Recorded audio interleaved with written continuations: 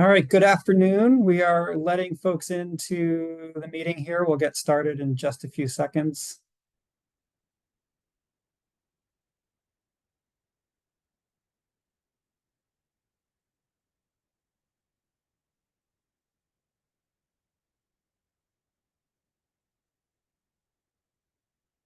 Great. And Maggie, I'm seeing a couple of our commission members in the attendee side. You would maybe promote them as they come in.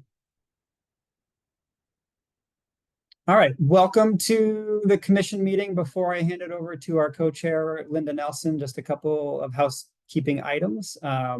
If you are having any technology issues with Zoom, please reach out to Hannah Silverfine through the chat.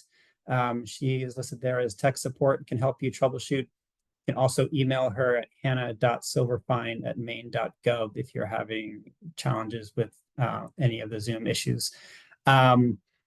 As usual, this is a public meeting of the commission, but we are not taking public comment today. And we do have an online forum where folks can enter in their comments. Hannah just put that in the chat for you. So please do use that. And with that, I will turn it over to Linda to get us started. Thanks, Linda. Thank you, Brian. And welcome to everybody, to the public and to our commission members who are joining us today. Thank you so much for being here. We are truly in the glorious part of Maine seasons, September being possibly the best month in the whole year. And today is one of those glorious examples. So thanks for logging in and taking this work very seriously. I am Linda Nelson. I am the co-chair of the commission. My co-chair, Dan Tishman, will be joining us later this afternoon around 2. So this is our 4th meeting on infrastructure rebuilding and resilience. I hope that all of you have been feeling as if you're learning as much as I am. Coming from the Down East Coast in Stonington, it's great to understand how deeply the same issues affect our really different communities around the state. And there's both similarities and differences, but the things that are the same are the things that we're going to be able to address and hopefully improve as we go through with our recommendations. And that's a lot of what we're going to be doing today. So we have 2 objectives for today's meeting.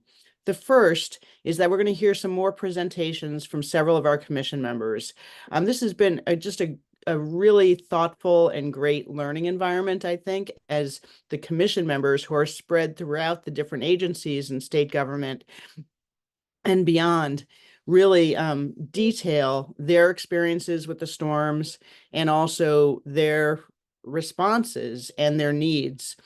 So we have 2 more meetings in which we're going to hear that. Today is the first of those 2. And then at the second part of the meeting, we're going to take stock of what we have learned so far and discuss the path forward. We're to deliver our interim report by November 15th. And yes, that is right around the corner. Nothing happens so quickly as weeks after Labor Day here. So everything will be moving in a very fast pace. We're going to divide the meeting into 3 different parts. So the first part, we'll discuss this roadmap, this schedule. Thank you, Brian, for putting the agenda up there for September, October, and November. So you can understand the process that we're envisioning for developing and deliberating and finally delivering our interim report by November 15th. Then we'll have the presentations that I talked about from our colleagues.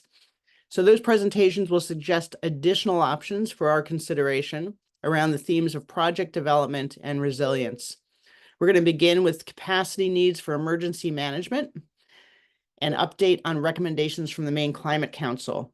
And then we're going to move on to permitting from the DEP. And finally, how those projects might be paid for, how they are currently paid for, and protecting them through the insurance system. There will be opportunities for question and answers after each set of speakers. And I'm going to ask the speakers to be aware of that too, that we want to leave room for questions and answers. So to be sure that I know everybody has a huge wealth of information to share, let's make sure that we understand that some of the best learning happens when we get those questions from each other and have to respond to those. So we'll also have some reflections from a couple of our members and then a group discussion.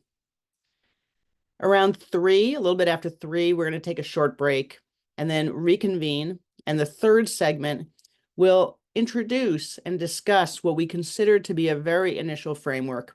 It draws on the conversations that we've had together over the previous 3 months here and illustrates kind of the topic areas, the big 30,000-foot topic areas that we're hearing input on. Nothing here is about a recommendation yet. These are all for discussion and just to help guide our thoughts in a kind of framework type of situation. All of that said, the process for delivering our interim report is November 15th.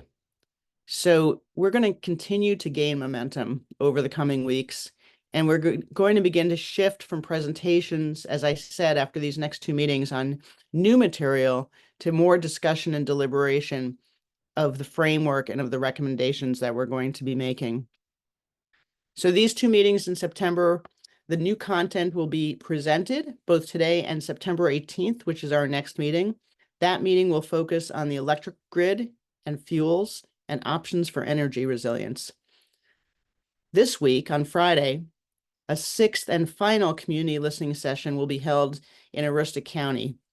And those of us who are able to from the commission, myself included, will be logging in virtually for that so that we can hear additional local information from the county. The 2 meetings we'll have in October will be for review and deliberation of our options for our recommendations. So later afternoon, as I mentioned, we're going to present to you this very initial framework for organizing the topics and options that we've discussed so far. My guess is that many of you, like me, have your own frameworks, have been taking your notes, and have your own ideas for the topics and options in which we might want to make recommendations. Some of those will be nearer and dearer to some of you based on who you are individually and where you come from than others. We really hope to hear those from you if you don't see them reflected in this draft framework that we're presenting this afternoon. By early October, we're hoping we can share this a refined version of that framework. And with the governor, with a letter from us to indicate the general direction of our reports so that there are no surprises and so that we bring the governor into the process as early as possible.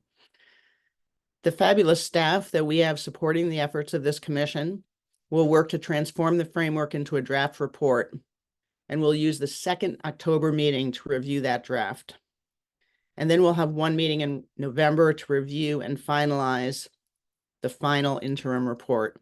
I love it when the words final and interim come together. So, we're both temporary and moving forward here. And that forward motion is what's really important because as we've said from the beginning, this work is critical and it's timely. And it's why we've been moving at the pace we've been moving at. I don't know about the rest of you, but I'm feeling pretty lucky down here in the down East Coast that hurricane season has not evidenced itself with greater energy and vigor this year so far, because we certainly did not know what to expect from that. So very happy to have the peaceful and calm to get through this. We also have additional support for our process between now and November 15th. The staff and a consultant team led by Sam Brody, who we heard in one of our first meetings, are working together on data analysis, policy research, and one-on-one check-ins with each commission member in the coming weeks. So look out for that outreach from Sam and his team. I want to give a big thanks to the Maine Community Foundation, the Northlight Foundation, and the Builders Initiative for the financial and logistical support to bring on this consultant team. So by having an interim report in November, we decided this was important because it does allow the governor to shape her 2-year state budget. And I don't think any of us in the room are unaware that there have to be some budget implications for some of these recommendations. So we're hopeful that in shaping that 2-year state budget, some of these recommendations will gain some traction.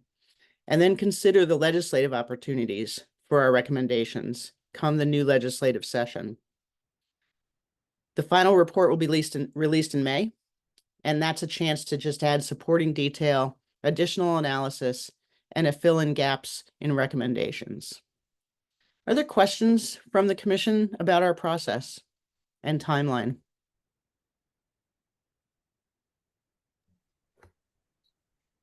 I'm just going to ask Linda, maybe Brian, to share that second slide and timing. Just really, I think you said it all very well, but I think it would be very helpful if commissioners put on their calendars the in-person meeting in October. So just wanted to show that again one more time. So as you're thinking about it, you can hopefully there will, I think there. Great, thanks, Hannah, for that recommendation. I just lost your audio, but I hope everybody can see this slide with the dates on it. Today's meeting is highlighted in yellow. Next meeting, September 6th, is the meeting up in the county, which you could attend virtually or in person. Our next commission meeting is on the 18th, then the 2nd of October, the 30th of October, and November 12th. Please be sure you do have all these in your calendars.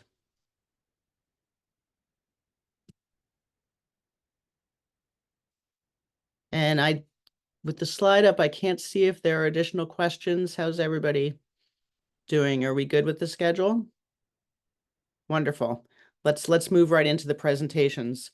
So we're going to start our presentations today with a brief update from Hannah on the storm recovery funding that was made available to communities and businesses this summer. Hannah.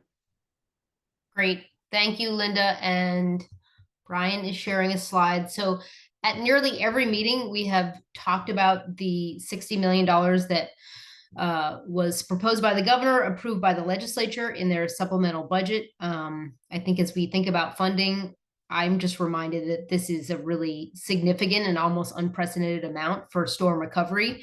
I think the three storms were a big deal, and state agencies have taken very seriously the responsibility of getting these funds out quickly and into communities. At our meeting in August, I think we were just about to announce the last two programs, which was the $10 million from the Business Recovery and Resilience Grants, which was administered by the Department of Economic and Community Development, as well as the $25 million from the Maine Infrastructure Adaptation Fund, managed by Maine DOT. Joyce Taylor is on the call, who her team did a ton of work on this. So at this point, these three grant funds have been awarded across the state. I think it's not quite $60 million. There's a little bit left in working waterfront, and they're considering how to use that to cover some gaps. A lot of those projects were unclear in the full scope. But again, I think the map just illustrates how significant the need is across the state. We will share this with folks afterwards, but obviously blue dots are the working waterfront projects up and down the Maine coast where there was damage. The red dots are the business recovery grants, which have made an impact statewide. Those were grants up to $100,000 for businesses and nonprofits.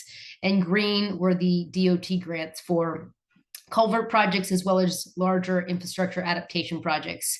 I think DOT had much more demand for this program than they had available funds.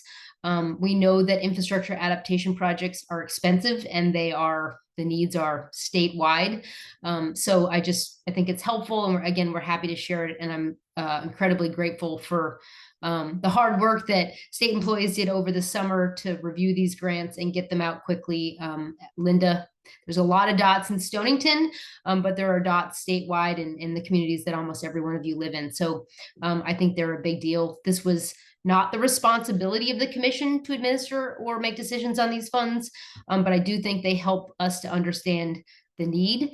I think they reflect the urgency of the state, the governor, and the legislature to support recovery. And I think part of our question for the future is these three storms were incredibly significant, but unlikely to be unique. So the leveraging these funds for long-term impact and what do we do for future storms where similar funding may or may not be available is sort of a question I think this commission is likely to ponder. So I will stop there. I know Joyce is on the call. I didn't tell her she was going to be put on the spot, but if any of the agencies involved in these grants have any further comments, please feel free to make them, or we can talk about them later today. I would just say, so we had 25 million of the grants that we applications we accepted.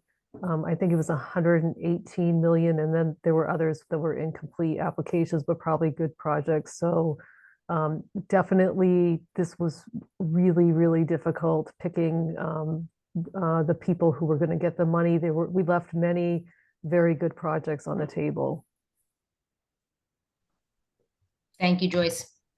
Thank you, Hannah. Thank you, Joyce. Hannah, do you want to roll right into your next section here? Yeah, great. Ann Fuchs from MEMA was unable to be with us today. She was one of the 3 co-chairs of the Community Resilience Working Group. We wanted to just big picture context, the Maine Climate Council is in the middle of an update that is due to the governor and legislature by December 1st.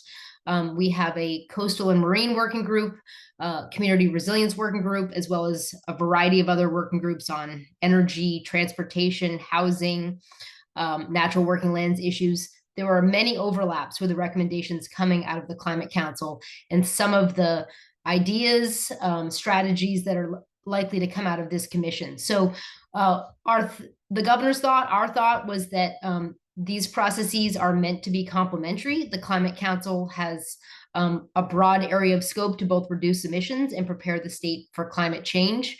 The Climate Council has been in a reactive mode based on the same storms that this commission was formed around. And there are lots of resilience recommendations, but clearly the Community Resilience Working Group's work is very, very relevant to this commission. So we wanted to just make sure that you were aware of the recommendations coming out of the Climate Council, likely to be included in the climate plan that is still up to the full Climate Council that needs to deliberate and make those decisions this fall. But this commission is likely to be more detailed. We have the additional capacity, as Linda mentioned, from a team of consultants who have national expertise around the kinds of challenges Maine is facing and what we could do to respond. So we want to make you aware of those recommendations, and I think they're helpful, and it's helpful for the commission to potentially be more detailed in how we can help implement the kind of recommendations and areas of concern that the Climate Council put out there. So Brian was also helpfully the staff of the Community Resilience Working Group. He's going to walk through quickly the high-level recommendations that are coming out. Again, the timeline is somewhat similar. The Climate Council plan is due on December 1. So we hope that this commission's interim report, bold recommendations, the Climate Council's plan can be complementary. So I will pass it off to you, Brian. Thanks, Hannah. So before I jump into a couple of slides here with the recommendations from the Community Resilience Working Group, just want to acknowledge that Kurt Brown presented on the recommendations of the Coastal and Marine Working Group at our meeting last month in Rockland. So we'll cover about the same level of detail from the Community Resilience Working Group today. But before I go there, I just want to acknowledge the members of this commission who are also members of the Community Resilience Working Group and had input into those recommendations. And you'll see that there's a lot of overlap between what we're talking about here with the commission and what the Community Resilience Working Group of the Climate Council talked about as well. So no surprises. Ann Fuchs and Judy East were co-chairs or are co-chairs of the working group. Sam Roy, who's on our commission, was a co-chair at the start of the working group's process. Dr. Va and Noel Bonham, who are members of the Climate Council, also served on the working group. And Peter Slavinsky and Emily Rabi, who are here with us today, were also members of that working group. So lots of overlap, lots of consistency among the ideas that you're going to see both here in this presentation and then when we start talking about the framework later this afternoon. So I have a couple of slides here. These are the broad categories, 6 categories that were presented to the Climate Council back in June as a summary of the working group's activities. You'll see some familiar themes here about empowering local and regional community resilience efforts, enhancing the capacities and abilities at the state and local level for hazard mitigation and recovery, establishing a framework for measuring the effectiveness of our resilience activities, and then 2 recommendations around public health and mental health. So improving information and education about climate and health impacts, increasing the awareness of mental health impacts of climate change on both folks who are experiencing climate change and also our first responder community. And then that fifth slide there about expanding access to funding and financing for adaptation projects and emissions reductions. So these are the broad buckets. The next couple of slides will dig into items number 1, 2, 3, 4. I'm sorry, 1, 2, 3, and 5 on this list. Behind all of each of these 6 areas, there's about 80 or 90 activities that the working group recommended. So I'm just going to scratch the surface as Kurt did last month. In that first bucket about empowering local and regional resilience activities, you'll see some common ground here. That first box about investing in the full spectrum of resilience activities is the same, covers the same language that we heard from Sam Brody in the first meeting about avoiding, accommodating, resisting, and communicating strategies for risk reduction. You'll see ideas here around increasing capacity for disaster management, providing data, avoiding high-risk areas, nature-based solutions, and then considering vulnerability and risk in our infrastructure. The second bucket was around enhancing capabilities and capacities. So this is really thinking about how we're integrating emergency management planning with the other types of plannings that the state and communities do. Think like comprehensive plans, economic development plans, those kinds of things, and bringing in those themes of vulnerability, getting out of harm's way, and what are the types of tools that we'll need to provide to communities to do that work. So we've heard about volunteer buyout program here in our conversations. The working group also considered that. The third bucket that I don't know that this commission has talked quite as much about, but the working group spent some time on, is thinking about a framework for measuring resilience. So setting goals and then having metrics and indicators that tell us how we're doing along the way without having to wait for a storm to tell us how we've done. We want ways to measure that progress in real time and get some feedback. So the working group did some thinking about that, and we'll have recommendations in this space. And then lastly, thinking about ways to expand access to funding for these larger climate planning and resiliency projects. One of the ideas that the working group floated but didn't really have the expertise to explore in depth was designing a resilience bank, similar to like a green bank on the sustainability side, but what would be the functions of a lending institution? Thinking about ways of maximizing federal funds for resilience projects, a theme that we've covered here frequently. Simplifying grant application processes for communities so that our small rural communities with capacity constraints can access funding. And then a couple other themes here that you will probably resonate with as well. So I think I'm going to stop there. I do want to take a second here to pause and ask Pete Rogers if there's a few words that he would want to say about capacity at MEMA to support communities in this work. Sure, and thanks. I appreciate that. Yes, as you know, we're continuing to work with FEMA on a daily basis. We currently have 12 active declared disasters that we're working. Normally, we work on 3 over the course of a number of years. So, you know, capacity is huge for us. So we've done a couple of things. We've been looking to expand our staffing and expand our programs and divisions, which we've had great success with this administration. We'll continue to look at that at this upcoming budget to see what we can do to really have the staff that we need to meet the future needs of these disasters. You know, we've got a staff of roughly 30 right now. I could use double that and probably still be behind the 8 ball. So we're working real hard to make that happen. And we've done some internal shifting of staff to better meet the needs of the upcoming disasters that we have. I think we're in a really good spot. We're also working with the National Emergency Management Agency to streamline the many different mitigation programs. You know, we feel that mitigation is really super important to get the communities ready for the next big storm. Unfortunately, where it is a federal system, it takes time. It's fairly cumbersome, as you folks know who have been trying to leverage some of the grants, the recovery money. It's not a fast process. It's very, very cumbersome. So we're trying to get that streamlined. And I will tell you that it's it's not just a Maine issue, it's a national issue. I've got an upcoming meeting with all of the 50 states and some territories. We're all going to be talking about this because we really need to be able to leverage the support immediately versus months down the road, years down the road. So we're working very closely with them for that. We're also looking to work with our county EMAs and locals to increase their capacity. We're trying to do everything we can to get MOUs in place that are pre-signed, ready to go for things like debris management. So we're in a better spot where we can get things happening quickly. As you know, during this storm, it's taking a long time. And I'll tell you, to be reimbursed for a lot of the debris management, for the emergency measures, that type of thing, it takes a long time. So I think all of the states are working together to try to make a quicker system that is less cumbersome, that will meet the needs for the future.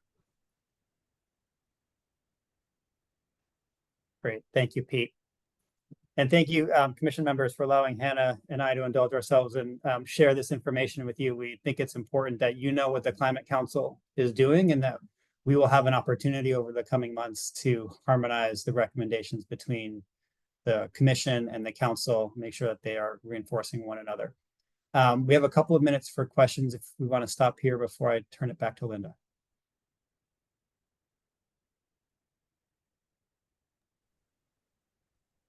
Can I just put Pete on the spot, Linda? Oh, please. Great. Pete, can you just talk a little bit more about MEMA's capacity challenges and you're responding to more storms than you've ever responded to. The same time, I know there have been proactive, there are BRIC grants or federal FEMA grants that the lack of staff capacity has made it difficult for the state to compete for those. Just a little bit more on what greater capacity could mean for proactive efforts as well.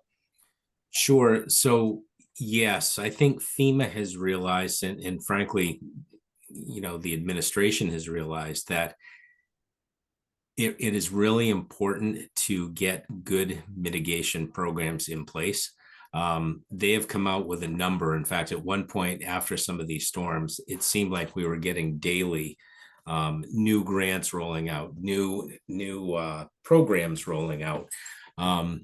So while we're trying to work with the immediate after effects of the disasters, these are coming in. So the staff that we have, we're a small agency. I look at some of the other states who have, 200, 400 people to our 30 some. So they have divisions that are solely responsible for grants, for mitigation. And they have, dozens and dozens of folks in there who have been working those for years. We have the folks that we have on the ground. For instance, our public assistance team is made up really of 3 people right now, trying to work on 12 open disasters. You throw in something like individual assistance in there, and it really is tough because we have not really dealt with individual assistance for decades. So when this opened up, it was great news, and we all, were sort of high-fiving each other, and then sort of looked at each other like, okay, how are we going to do this? So staffing is huge. We really do need more folks to help out. We've contracted out with a number of things with our management costs. We've had agencies that do this that have come in to help with us, TRC to name a few. So, I think the more folks that we can have that are working in that one lane, if you will, as opposed to doing 3 or 4 different jobs with different hats, it will help us provide more of a service and more bandwidth to open up for those. Thanks, Pete. And I'd like to ask a follow-up question to that. And it's something Ann and I have spoken about, but could you describe a little bit the relationship between the regional emergency management agencies and the state, and how you guys are approaching that, how you're feeling about that? Sure. So are you talking FEMA Region 1 in particular, our higher region? I mean, I know that there are, like Hancock County has its own emergency management agency. Okay, understand. Okay. Yep. So we work very closely with all of the county emergency and management agencies.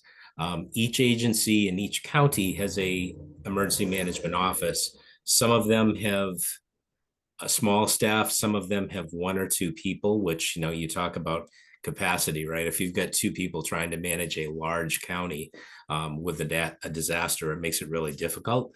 So we've been working with those guys. We have a very good relationship with them. They rely on us for grant funding to help them through. So our 2 major grants are Homeland Security and Emergency Management Planning grants. And a lot of their salaries rely on that. So they don't report to me. I don't do any of the appraisals or anything like that. We work together as a team. Most of them work for their county administrators direct. We meet with them a lot. We talk with them a lot. Prior to the storms, we have conference calls with these folks to make sure everybody's on the same site picture of what's coming. We have internal systems where they report out as to what's happening, so we have good eyes and ears on the ground. It's a really good system. Not every state does it this way, and I'm not sure why, because it's been very successful for us. Some states have literally the individual towns report directly up to the state EMA, which I just don't even understand how that would work. So we do it by county, and it works very well. Whenever there's anything happening, for instance, in a storm, Hancock County, we work with those folks. We may get together with a director. We look at, okay, FEMA's coming in, they're going to go to this area, this area, this area. We try to coordinate that at our level and try to make that happen to facilitate that through the county EMAs. Thanks for that. I know that community capacity has been one of the kind of burning issues for this commission. So, and that's what we're really addressing here with these climate council recommendations and with hearing from Pete. So are there other questions and comments or concerns from the commission members on this topic? And if I don't see your hand up, just give a shout out. I'll just further ask Pete, and I know Pete, Annie has been on many of our site visits, and actually to Linda's point, I mean, the county emergency management people really, their efforts in, talking to them in Washington County, up in Oxford and Franklin County, I mean, it's pretty Herculean, and I think they felt like they had a lot of heavy lifting to do, and also were pretty stressed by these numbers of storms. And just, I think it may be more of a comment, but just the capacity question of how these regional leaders can help us do all the work we need to do. When you think about MEMA capacity and adding more, how much would that supplement the work that they're doing at the county level? Sure. I think that, the more we can provide services to the counties, the better it would be for the counties, for the locals, right down the line. I look at the counties, in my opinion, as the tip of the spear. These are the folks who are our eyes and ears on the ground. Their eyes and ears are from the local fire departments, the police stations, the administration. If we had a bigger team that we could work with those, like I would love to have a liaison to go into when a storm is coming up and it's going to hit down east. I would love to have liaisons in the county EOCs so we can have that better communication. They know exactly what our folks are doing. So it would make it easier as far as a response effort went, but I think it would also be helpful to those folks to have the folks so right now we're one of the few states that actually tries to go out on all the different site visits. I usually try to get out to the sites the day after, sometimes the day of, depending on what the situation is, just to get eyes and ears and to facilitate that meeting with the FEMA folks, the county folks, the locals. And we've had great success with that. But with the success comes a cost, right? Because that means I've got 8 people out of the office who could be doing something different. But it's the right thing to do. So things sort of get on standby. They go out to do that, and it's a good situation with FEMA because they know, and we have a great relationship with our regional folks. They know that we're there on the ground with the locals, with the counties, the state's there, FEMA's there. So I think the more bandwidth we have, it's going to roll to the counties as well. And who knows, depending on what we look like, perhaps we can help those folks out. We've looked at everything from regionalization to what other states do as far as the individual towns working with us. And it seems like currently the best model we have and what we've seen is the county system that we have now.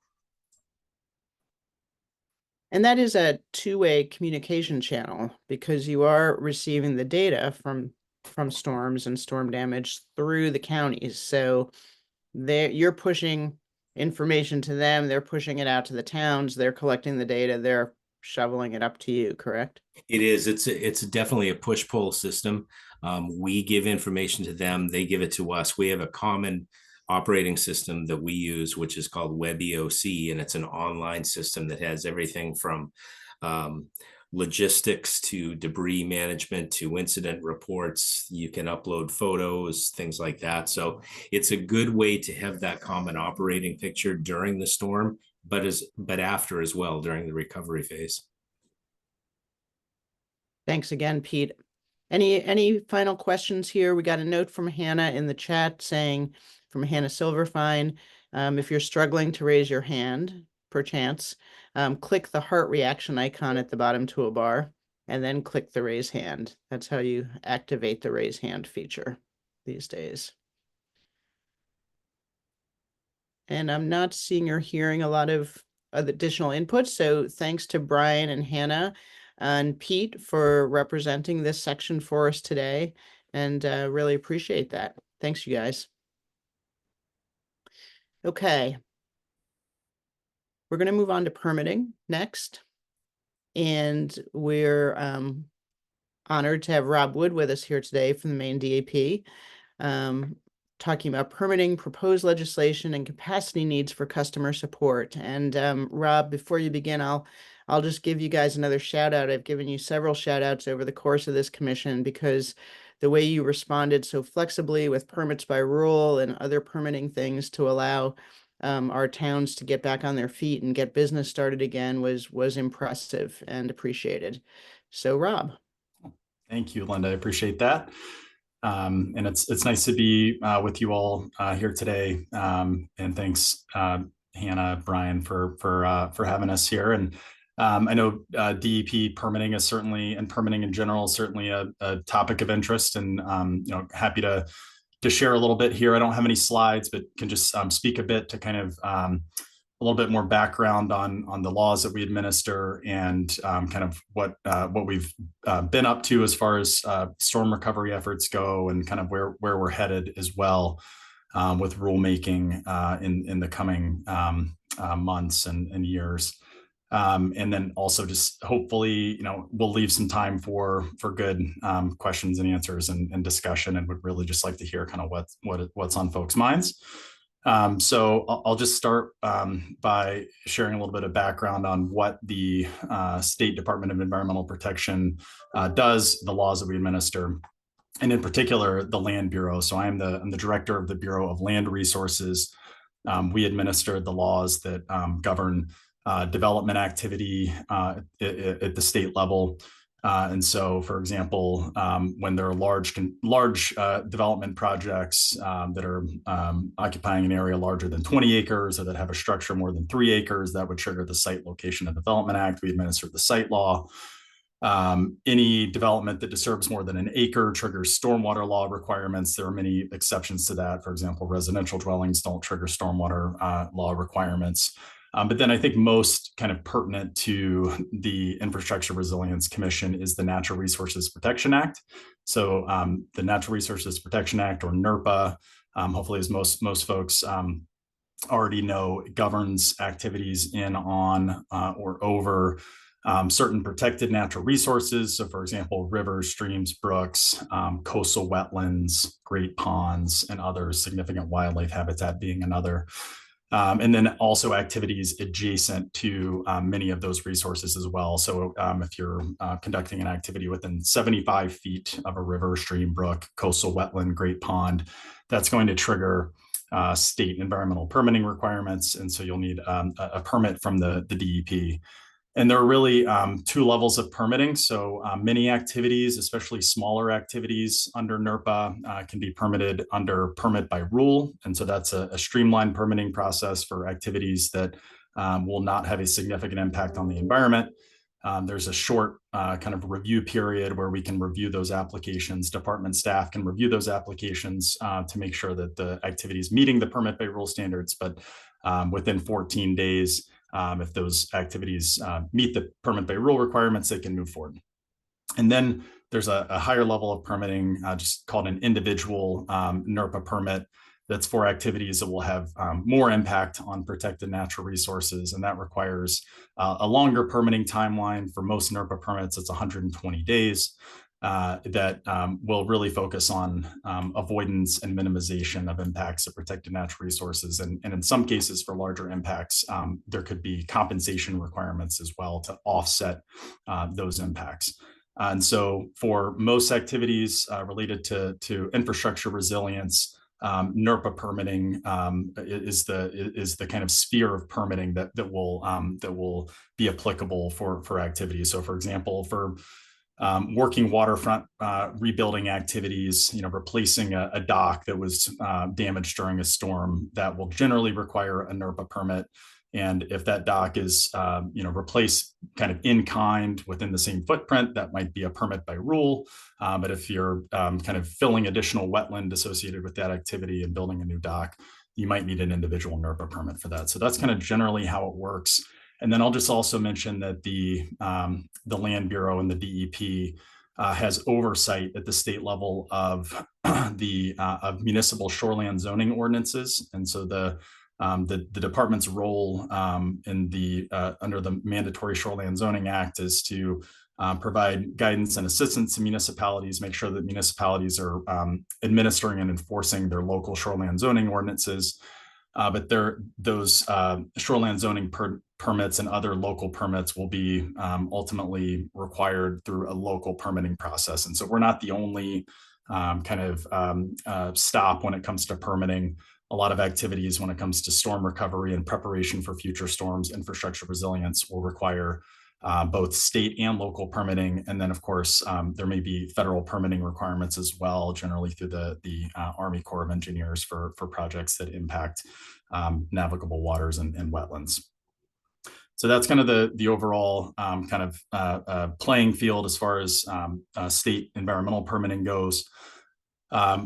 The storms of the last year plus certainly have been a focal point for us and have been something that we've been I think grappling with along with many other state agencies. And I just want to speak briefly to kind of our response to the January storms, and then we'll speak a little bit to kind of where we're headed from here. So after the storms last January, obviously we realized that there would be a significant nexus between state environmental permitting requirements and storm recovery efforts. And so one immediate action that we took is we developed a storm recovery resources webpage on the DEP website. So if you go to our DEP homepage, you'll see that there is still at the very top of that homepage, a link to the storm recovery resources webpage. And then within that, you'll find embedded a permitting guide that we developed. And so that is hopefully has been a helpful resource for individuals, businesses, municipalities who have been recovering from the storm events, and that have also been working to prepare for future storm events. And so I just encourage anyone who's listening in to please check that out. It's a good resource, and we're going to continue to build on that and refine those resources and hopefully develop additional kind of web-based resources that will be helpful for folks. We also worked with the legislature to amend and pass LD 2030, which was a piece of legislation that helped streamline permitting for certain storm recovery efforts. And so, for example, it made possible elevating a pier, wharf, or dock by 4 feet above base flood elevation under permit by rule. And so we streamlined kind of those projects that were seeking to rebuild a dock, for example, and build back a little bit better and make those structures a little bit more resilient to future flooding. We also created an exemption under NERPA for elevating a structure adjacent to a protected natural resource above the base flood elevation, as long as it's being elevated within the existing footprint. And so that previously would have required a NERPA permit, and we have again worked with the legislature to exempt that activity. So if you're staying in place and you want to boost up your house, for example, that will under certain circumstances be exempt from NERPA permitting altogether. And then there was also a third exemption that was created for certain emergency activities in rivers, streams, or brooks that would be necessary for public health and safety conducted by either the state or a municipality under oversight of the state. And so we worked rapidly with the legislature to take actions in the near term to try to streamline permitting for storm recovery efforts and for future emergency events.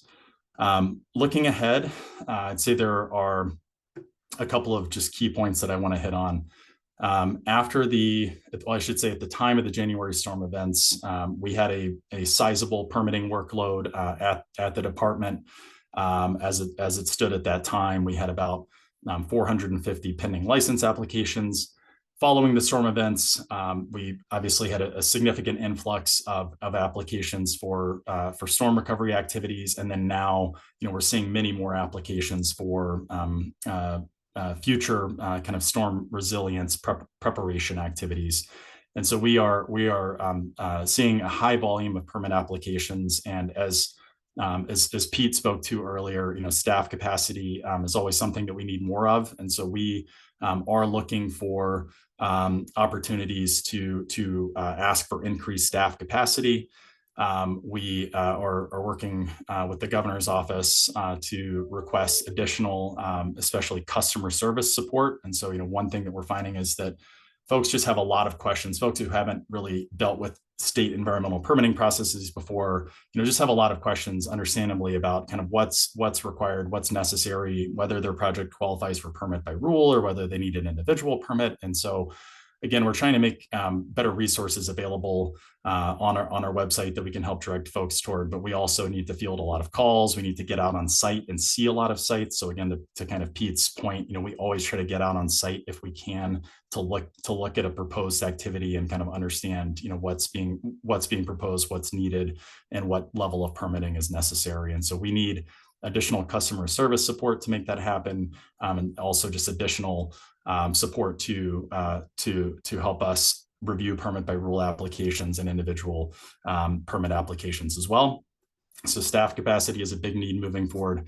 And then we're also going to be focusing on updating our rules to both make permitting a little bit easier for projects that truly do have no significant impact on the environment, and then also to make permitting a little bit more predictable, hopefully for projects that still do require an individual permit, but to help kind of set a clearer framework for activities like building a new dock in a coastal wetland, for example, or stabilizing a shoreline.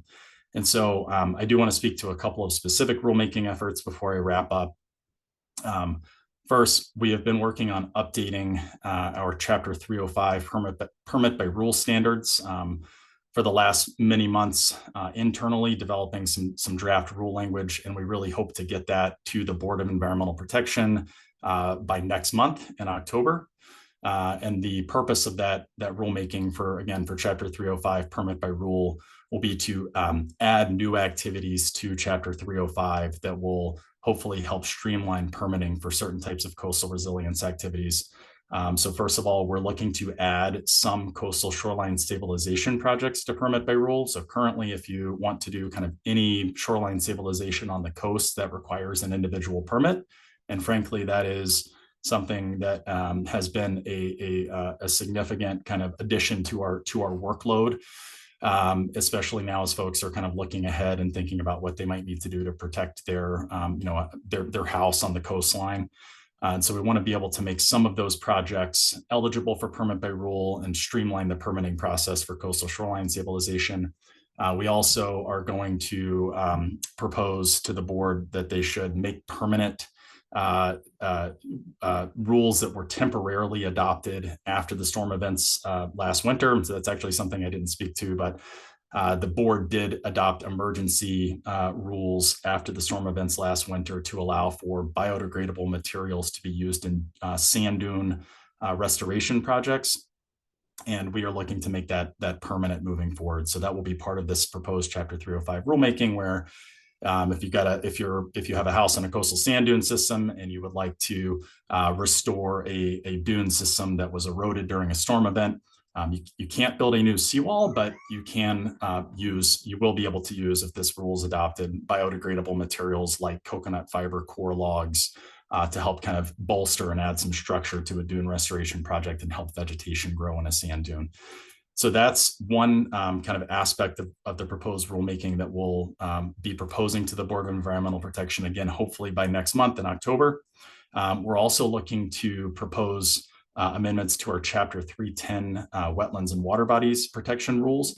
And those proposed amendments will really be focused on creating more predictability for shoreline stabilization projects. And so it's something that I'm sure that folks have encountered for those municipal officials out there, folks at the local level who are proposing, shoreline stabilization measures to again protect the house or protect their property. And the nature of our rules is that the permitting process requires a lot of back and forth, and we're really focusing on making sure that impacts to the wetland and adjacent to the wetland are being avoided and minimized to the maximum extent that they can be. And we're finding that, especially as we're seeing kind of new technologies developed to support shoreline stabilization projects, and as we're just seeing a lot more projects coming in, that it's taking us more time to kind of grapple with each and every application. And so we are looking to create, again, some more predictability for projects and put some clearer standards in place specifically for shoreline stabilization projects in our Chapter 310 rules that will just make it easier for applicants and make it easier for the department staff as well who are reviewing these applications. So that's Chapter 305 and 310, again, hopefully coming next month, that will support streamlining and predictability for coastal resilience projects under NERPA. And then the last piece I just want to mention is that we have an ongoing Chapter 500 rulemaking process that is a consensus-based rule development process. Chapter 500 is our stormwater management rule chapter. And we have been seeking to update the Chapter 500 rules for some time. And one of the core goals of that update is to incorporate climate resilience better into the Chapter 500 stormwater management rules. And so that's a little ways off. We've had a consensus-based rule development process in place. We've got 2 separate stakeholder groups supporting that rule development process. Our goal is to wrap up stakeholder engagement by the end of this year and to have rule language proposed to the board by mid-2025, and then hopefully have a board adopted. And it's a major substantive rule, so we would have to go to the legislature in 2026. So that's on a little bit longer timeline, but just wanted to mention that and to note that climate adaptation and resilience is a core goal of that rulemaking. And just one example of that is that we are going to propose updating the precipitation forecasts and data that we use to inform, for example, modeling of the impact of a project on floodwaters and runoff from development. And so we want to use the best available data that reflects future climate trends in our rulemaking. So with that, I'll leave it there and would be happy to take questions on any of those topics or any others related to state environmental permitting that folks may have. Thank you, Rob, for that good, thorough presentation. As I mentioned when I introduced you, I think you all have been being very proactive on this. And in fact, there's an example of I was about to ask you about the 120 days of NERPA permitting and how we could build back better fast enough after storm damage. And you talked about LD 2030, of which I was unaware. So I think it's important for us to be able to hear there's a lot of legislation that passes, that comes through, that a lot of us in our small towns in particular may be unaware of. So happy to hear about that. And in general, I'm myself am curious, can you just describe a little bit how the Army Corps of Engineers fits into this whole scenario in terms of responding to damage and building back better, and how that might affect timelines and scenarios? Sure. Yeah. So the Army Corps permitting process is parallel to the department, and so let's just take a coastal working waterfront project as an example.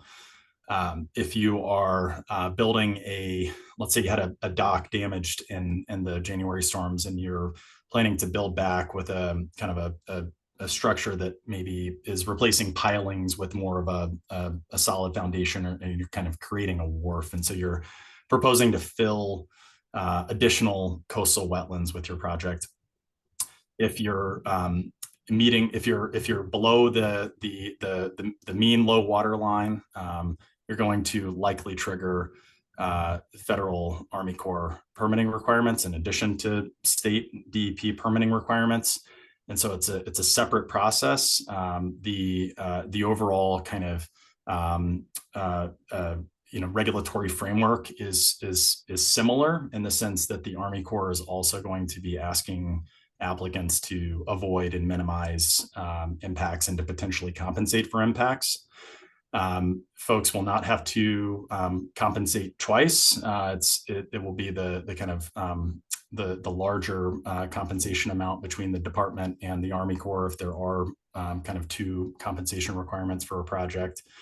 But if you're that working waterfront property owner looking to build a project, you'll have to apply for both the DEP permit and the Army Corps permit, go through the parallel permitting requirements processes, and get your state permit and your federal permit at the same time. And again, similar kind of criteria for both processes.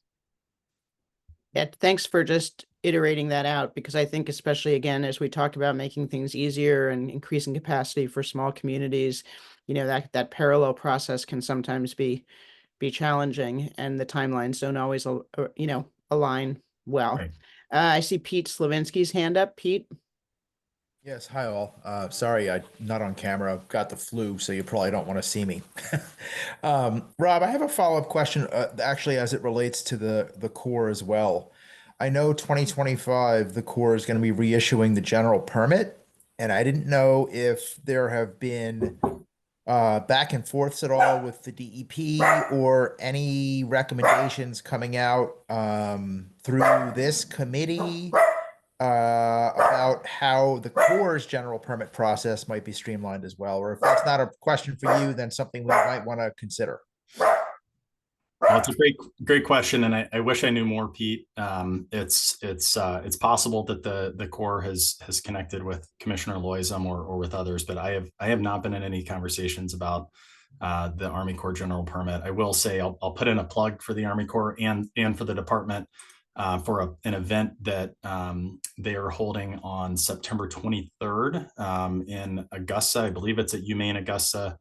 DEP staff will be there as well, but it's a public outreach event where the Army Corps will be speaking more to their programs, their permitting requirements, any potential regulatory updates or changes that the Army Corps might have. And so I'm just double checking my calendar, and it is Monday, September 23rd. So go take a look at that. I'm sure that they're advertising it on their website, but that would be hopefully something that they'll cover at that event, again, at UMaine at Augusta.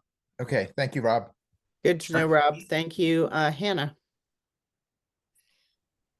This is kind of a question for Rob, but sort of broader. Just remind everybody that our last meeting in August, we were talking about permitting of working waterfronts, and a lot of other, let's say, aligned issues came about. I think that Jack brought up the work windows issue. So, I mean, Rob, you probably quickly have the catalog, but I know that there are a variety of state and federal agencies who often impact larger infrastructure projects. Joyce Taylor from DOT and we've all talked about them a lot.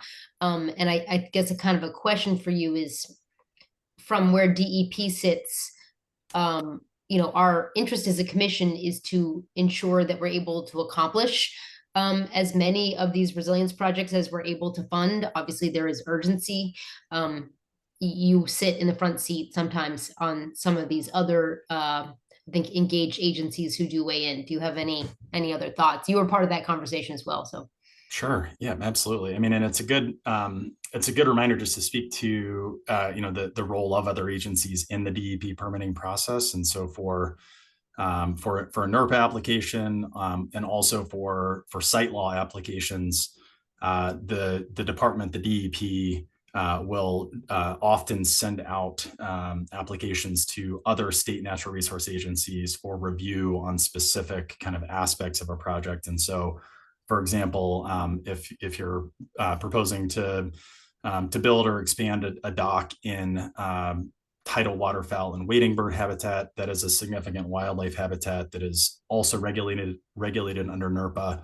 And so we'll have the Department of Inland Fisheries and Wildlife review that application and provide recommendations on if they have any on avoidance and minimization of impacts to tidal waterfowl and wading bird habitat. Oftentimes that will come in the form of, for example, a work window recommendation. Specifically for docks and tidal waterfowl and wading bird habitat. That doesn't tend to be a major barrier to getting projects done because the work window that is still available is in the warmer months, and so they recommend, IF&W will generally recommend not working during winter months, and so that is generally not a big barrier to, for example, rebuilding a dock. For projects in coastal wetlands, we'll also send applications to Department of Marine Resources. There may be recommendations around again, avoidance minimization of impacts of coastal wetlands, and for example, shellfish resources from DMR. Maine Geological Survey, Pete and his team will sometimes review projects, for example, for shoreline stabilization in unstable coastal bluffs. Maine Geological Survey will take a look. And so we do have MOUs with other agencies to review permit applications, and those reviews generally need to be done within a 30-day timeline. So we're not, delaying the process or extending the process to get that review, but it provides kind of the evidence and the record that we need in order to make a permitting decision. Yeah, thank you for the question and for that response. I know there are several people in the room that deal directly with permitting and have experienced it. I'm looking at my fellow municipal person, Shiloh is here. Jack Parker, who just said that they are ahead of schedule with a new roadway, raised roadway going through the marsh there and the coastal waterways between Wiscasset and Woolwich. So I don't know if you guys have any concerns or questions that you want to raise at this point with permitting. Well, again, the work windows are a real constraint for us because they time and money are real constraints for everybody. And if you limit the work windows to, maybe 3/4 of the year, you can't do as much work, and you can't get the projects done. Also, but I do like the proposed revisions to the Chapter 305 that Rob talked about. Those are encouraging. I would also hope they would incorporate some toolbox concepts like we have and broaden the use of permit by rule. And that way you maybe could eliminate some of the interagency questions that have to be addressed. And permits could just be simply issued under PBR instead of having to get a consultation from multiple agencies. That would reduce the workload on those agencies and maybe speed up the process so we can get some of these things done. Thanks, Jack. Anybody else? I see Joyce. Joyce. Yeah, I mean, I would just say, I think I said it last time, that really DEP has not been the issue for us. But what we are running into, I can tell you we've kicked off 8 resilience projects. Linda, you're pretty well aware of them. Pete's aware of one. And what started off as simple causeway projects to go up 4 feet. All of a sudden you have NGOs who want big openings to restore, for example, wetland marshes. You've got folks who want bike and pedestrian facilities, so they want us to add 10 feet of fill on either side, and so all of a sudden, it's like people are looking at this as a 100-year decision, right? Because here is DOT coming, and we're only going to be here once.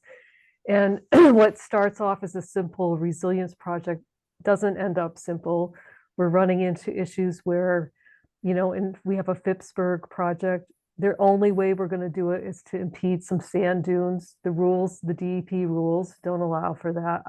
We've basically stopped looking at designing the project, to be honest, at this point. We're just going to wait until something changes.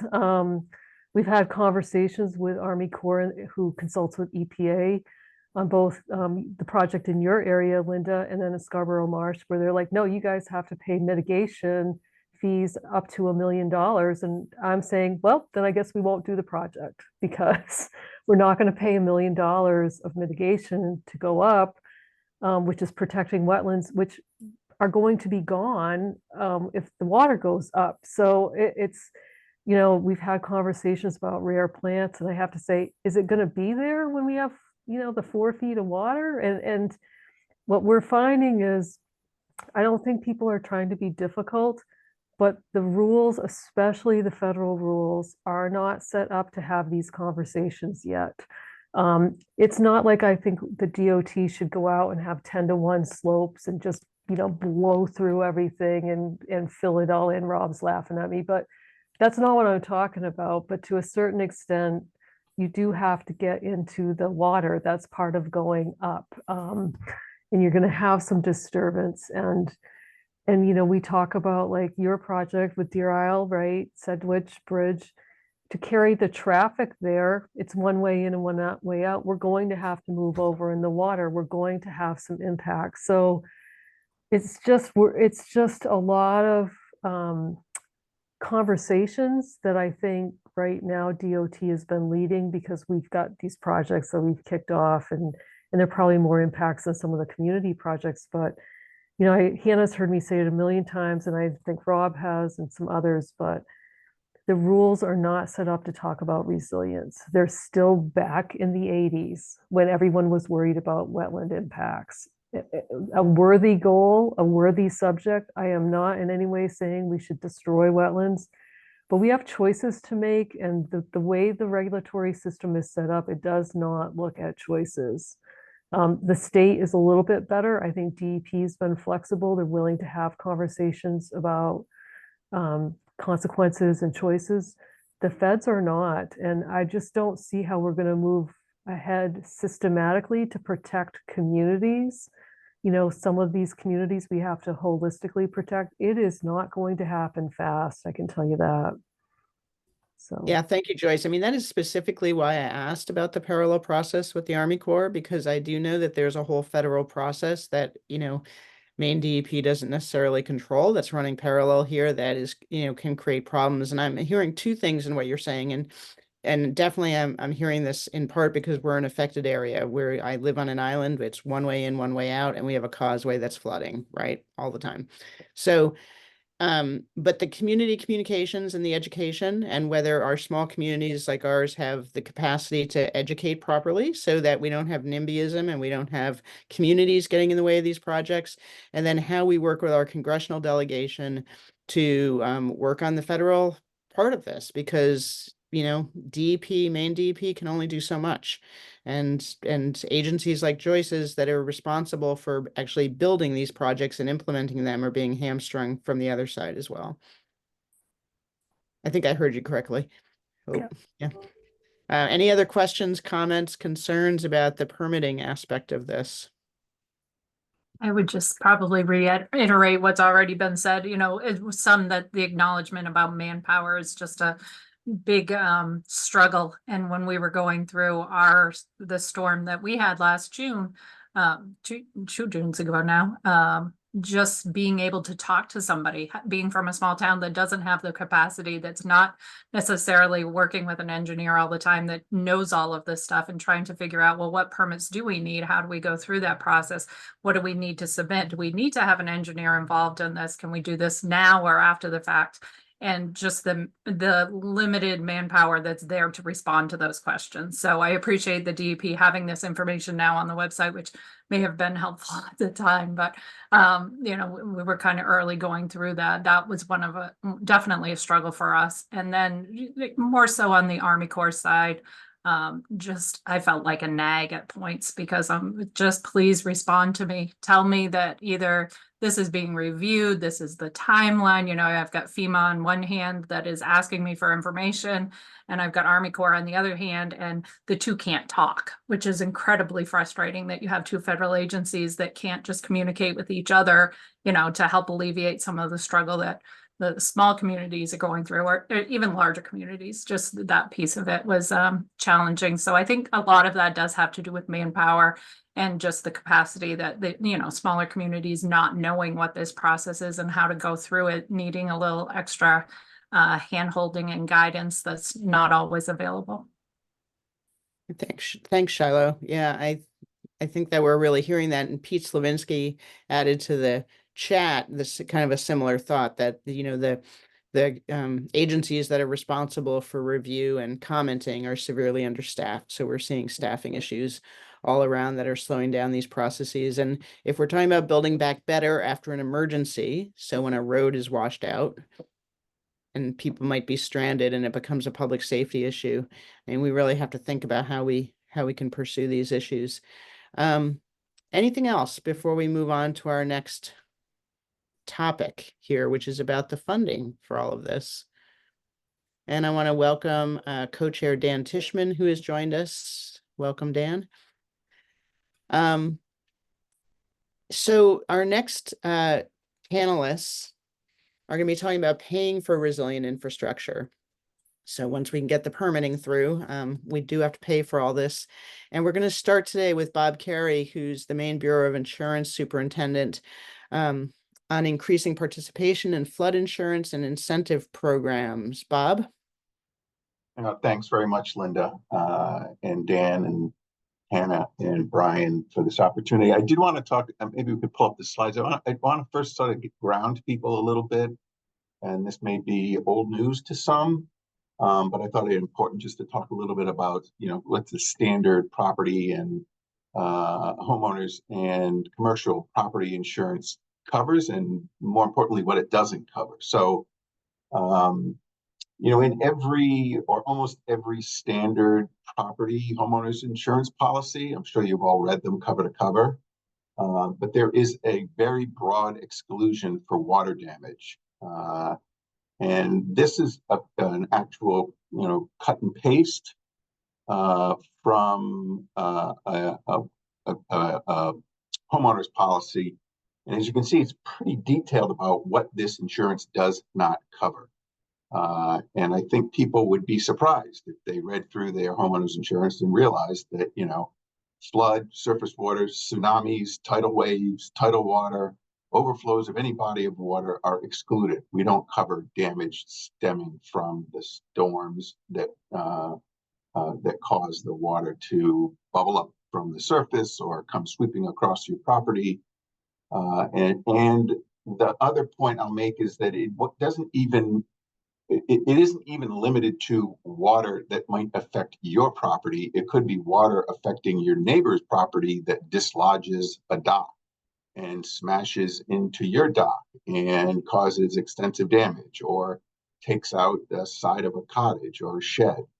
All of those are excluded in the general commercial or residential policy. And the property insurance is hard right now, meaning the underwriting is tougher. They being the insurance companies are very careful about who they renew. And, you know, they use drones and other aerial imagery to take pictures of your property and send you notes about what you need to fix. And insurance rates are going up. They went up, the base rates went up 15% in 2023.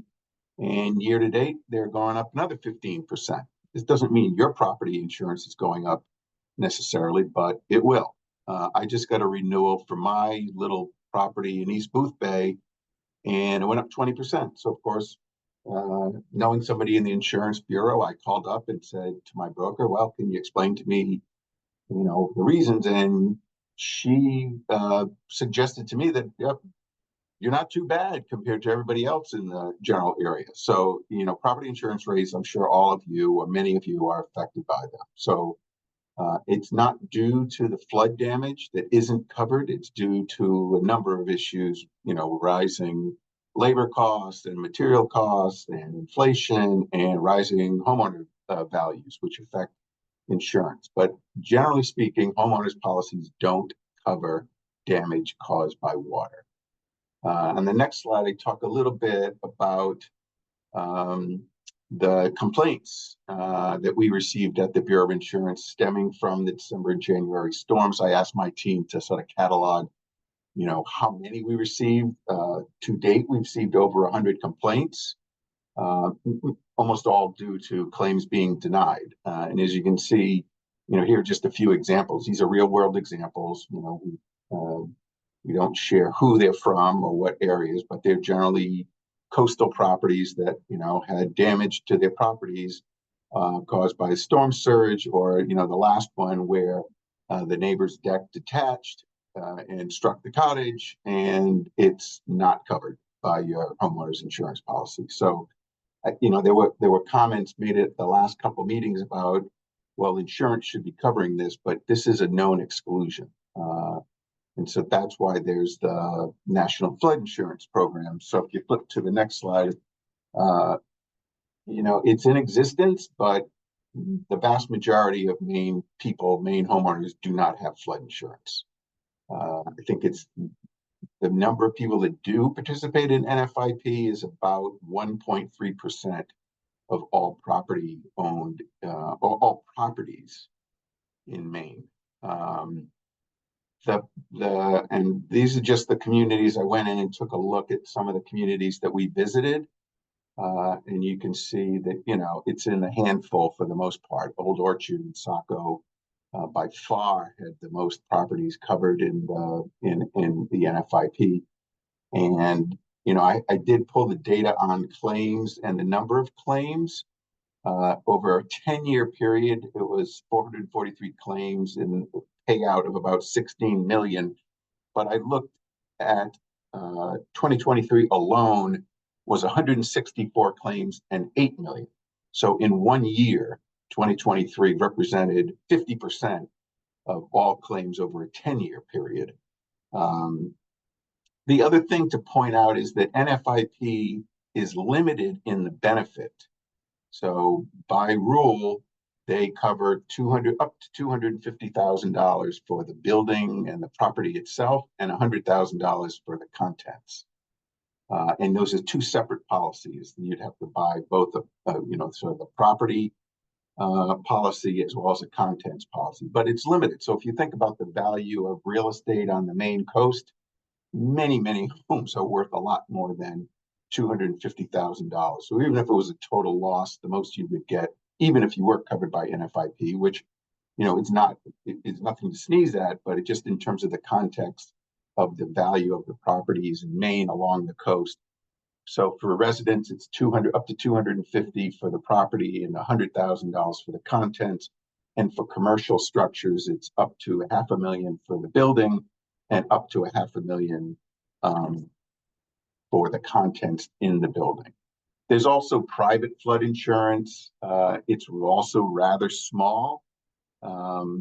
There's only really, based on the data that I pulled from NAIC on the next slide, there are less than 1,000 private residential flood insurance policies and a little more than 1,100 commercial flood policies. I should note that almost all Maine communities participate in NFIP. I looked and there were 30 communities that don't participate, but these are very, very small communities and townships and plantations that for one reason or another do not participate. Pete Rogers probably, or definitely knows a lot more than I do about this. This FEMA and MEMA really is the main point of contact, but virtually all communities participate. So there's, so long as your community participates, you could avail yourself to NFIP. I guess the bottom line is most properties in Maine are not covered for flooding or water damage, and that definition of what constitutes flooding or water damage is broadly defined. Couple of other points. The FEMA also oversees the community rating system, which is a program designed to provide, or that provides premium discounts on flood insurance if your community does things above and beyond sort of the minimum levels of flood protection activities. There are very few Maine communities, 22 that participate in the program, and of that 22, I think 7 or 8 don't even meet a standard by which they get any discount for the people or the property owners in that community. There are others where you can get as much as a 10% discount. I saw as high as 15% in a couple of communities, but it's not insignificant. But I think that the key message is that so far in Maine, communities have not availed themselves of any of the discounts or the programs overseen by the community rating system that would allow for a premium reduction if you live in a community and wish that it's a participant and is fully engaged in CRS and wishes to take part. And those discounts can be as much as 45% off of the property of your flood insurance policy. Just a little bit more on CRS. They sort of break down the premium reduction credits into 4 categories: the sort of basic public information. The community provides a flood insurance map information. Real estate agents advise purchasers of flood-prone property. The community promotes flood insurance. So it's sort of a general approach to just make people more aware. You can get credits for that, and that results in a reduction in your NFIP premiums. The second level is sort of mapping and regulation, where they put a bit more constraints on where you can develop and maintaining open parcels that are in floodplains. There's flood damage reduction, and then there's flood preparedness. And there's a number of different subcategories within each of these, which would allow a community. And when I reviewed it, it seemed like many of these initiatives are probably done at the local level, but they've not taken, the community for whatever reason has not taken the initiative to join the community rating system and to receive credit. So it's just an area I think that's probably worth pursuing a little further to understand, what are the credits that you can earn and what's the roadblock or what's the impediment for communities to participate in CRS. So a couple of areas of opportunity, I think, for us. One is just to promote NFIP and private flood insurance. We do at the Bureau. I'm sure everybody checks the Bureau of Insurance website every day to see what's new at the Bureau of Insurance. But we try to put out press releases. I wrote an op-ed just to inform people that there are programs out there for people to take advantage of, but it's a bit of an uphill slog.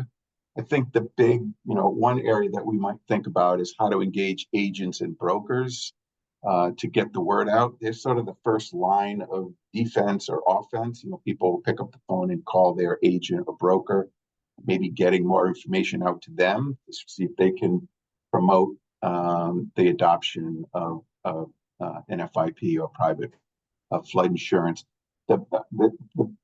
One of the pushbacks or one of the impediments to NFIP is it's not very transparent, and you can't get a quote online, whereas other things you might be able to get a quote online. NFIP is, we hear, rolling out a new update to the program, which is designed to make it easier for homeowners and hopefully at some point be able to go online and get a quote. Right now, you've got to go through a broker who then would come out to your home and evaluate your circumstances and generate a quote for you. So it's not as simple as other types of insurance policies. The second thought is really to provide technical and financial assistance to communities that are looking to participate in the community rating system. I think that that's an impediment, especially for smaller communities.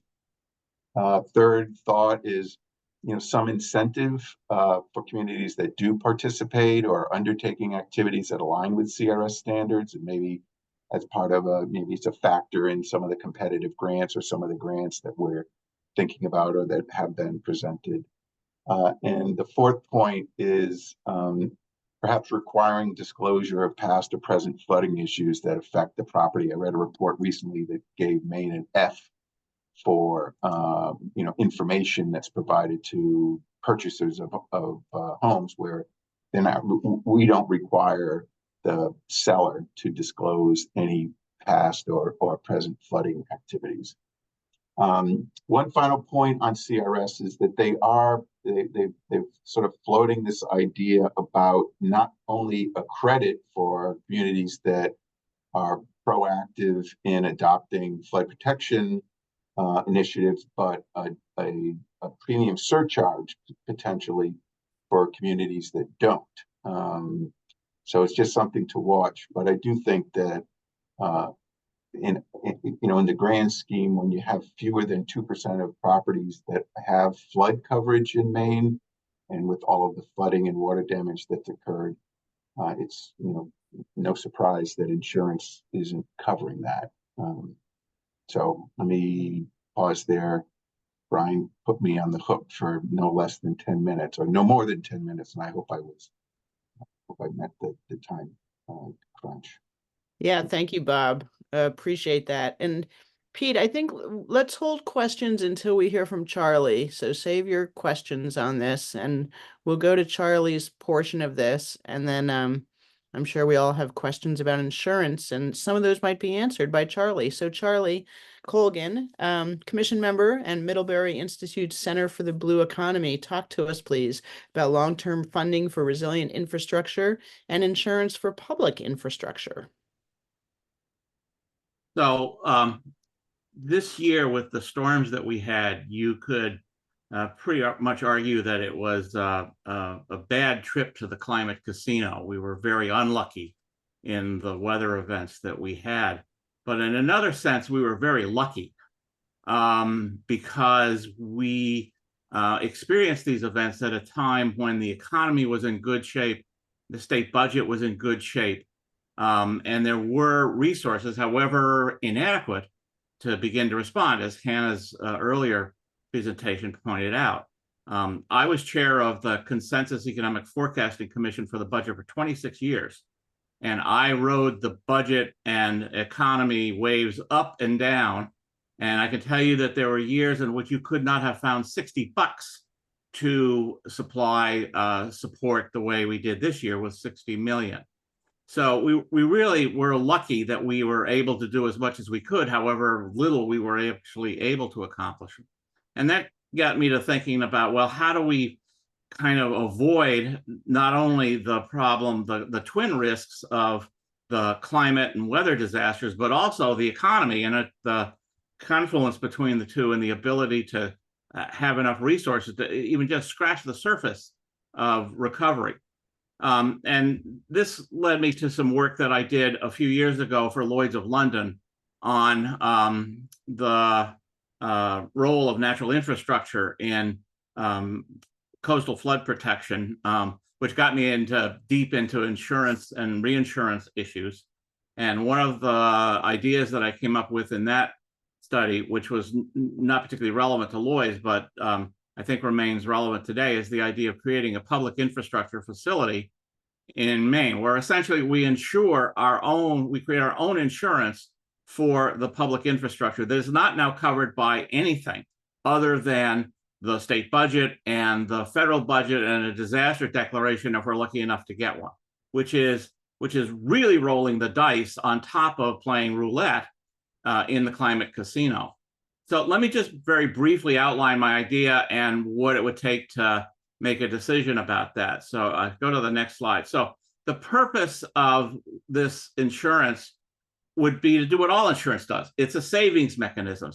Insurance is just a way of savings in a particular way that's associated with particular risks. We can save in a whole variety of ways. Insurance is just a way of tying the savings and the recovery of those savings in connection with specific risks. So what we want to do is we want to accumulate a pool of savings that can be used when disasters occur. We could use the money to pay the costs of repairing facilities, replacing infrastructure, enhancing resilience. We could pay the costs of local match for local governments. There are a whole variety of uses we could make of the funds, and that's in fact one of the really kind of tricky questions about it. What is going to be covered? So direct expenditures could be any of the things I just mentioned. Direct expenditures on repair and rehabilitation. You have an insured property. You have a claim. You file a claim. You get a check, and you begin the work pending DEP approval, etc. Local match is available almost instantly for federal funds, and when there is a project that is being done to increase resilience, the insurance payout from a disaster might help increase the resilience, pay the incremental cost or the marginal cost of resilience. What's going to be covered is a tricky question. My initial thinking is that all state and locally owned capital assets not covered by standard property and casualty insurance. Most local buildings like town halls and so on have fire insurance, but as Bob just pointed out, they are not covered by flood insurance, and I'm not even sure the public buildings can be covered by flood insurance. And so it would be primarily the publicly owned capital assets that can be covered by this. I don't know what the value of those capital assets in Maine is, but if you did a rough back of the envelope calculation, it's probably in excess of $1 trillion. The coverage could also be of privately owned facility infrastructure providing critical services. For example, private water utilities. A lot of the working waterfront facilities that were destroyed are private utilities, but provide essential public services. So if they could be included or not, those are some of the tricky design questions. Now, where does the money come from? Well, insurance comes from two sources. One is a capital sum, which is raised by insurance companies going to the capital markets or other devices. In this case, I would propose a capitalization of the insurance could come from a bond issue. I don't know how big, don't ask me, but it would be big. And then the rest would be paid by premiums. And the premiums would be paid by public organizations through their infrastructure budgets. Now, this gets into some tricky questions, which I'll get to in a minute. The program would be administered by something like DEP. That is, there would be a citizen policy board, people appointed by the governor, confirmed by the Senate, who would have overall policy setting. Their most important role would be in deciding what risks to cover and what price to pay to cover those risks. There would be a professional management, there would be a professional staff to make sure that the administrative details got taken care of. And there would be some money for risk consulting. Risk consulting is actually a very big business. One of the largest risk consulting companies in the world actually has an office here in Maine.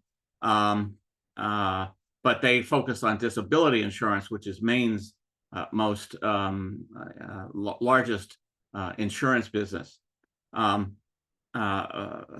So there would be, it would be an agency that operated on its own with its own resources, but governed by in the standard way of Maine agencies overseen by the governor and the legislature. Go to the next one. So how would we know whether this is a good idea or not?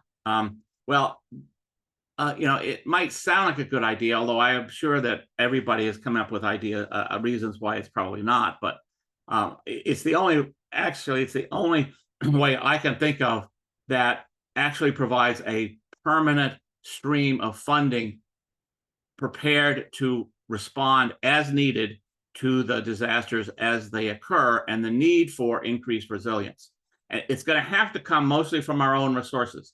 Some of it can come from federal resources, but mostly it's going to have to come from us because we own this stuff. We don't think about it that way, but we do. We own, all of us, a share of that massive amount of capital out there, and it's ours. And just like our homes and our cars, we really ought to think about paying to insure it.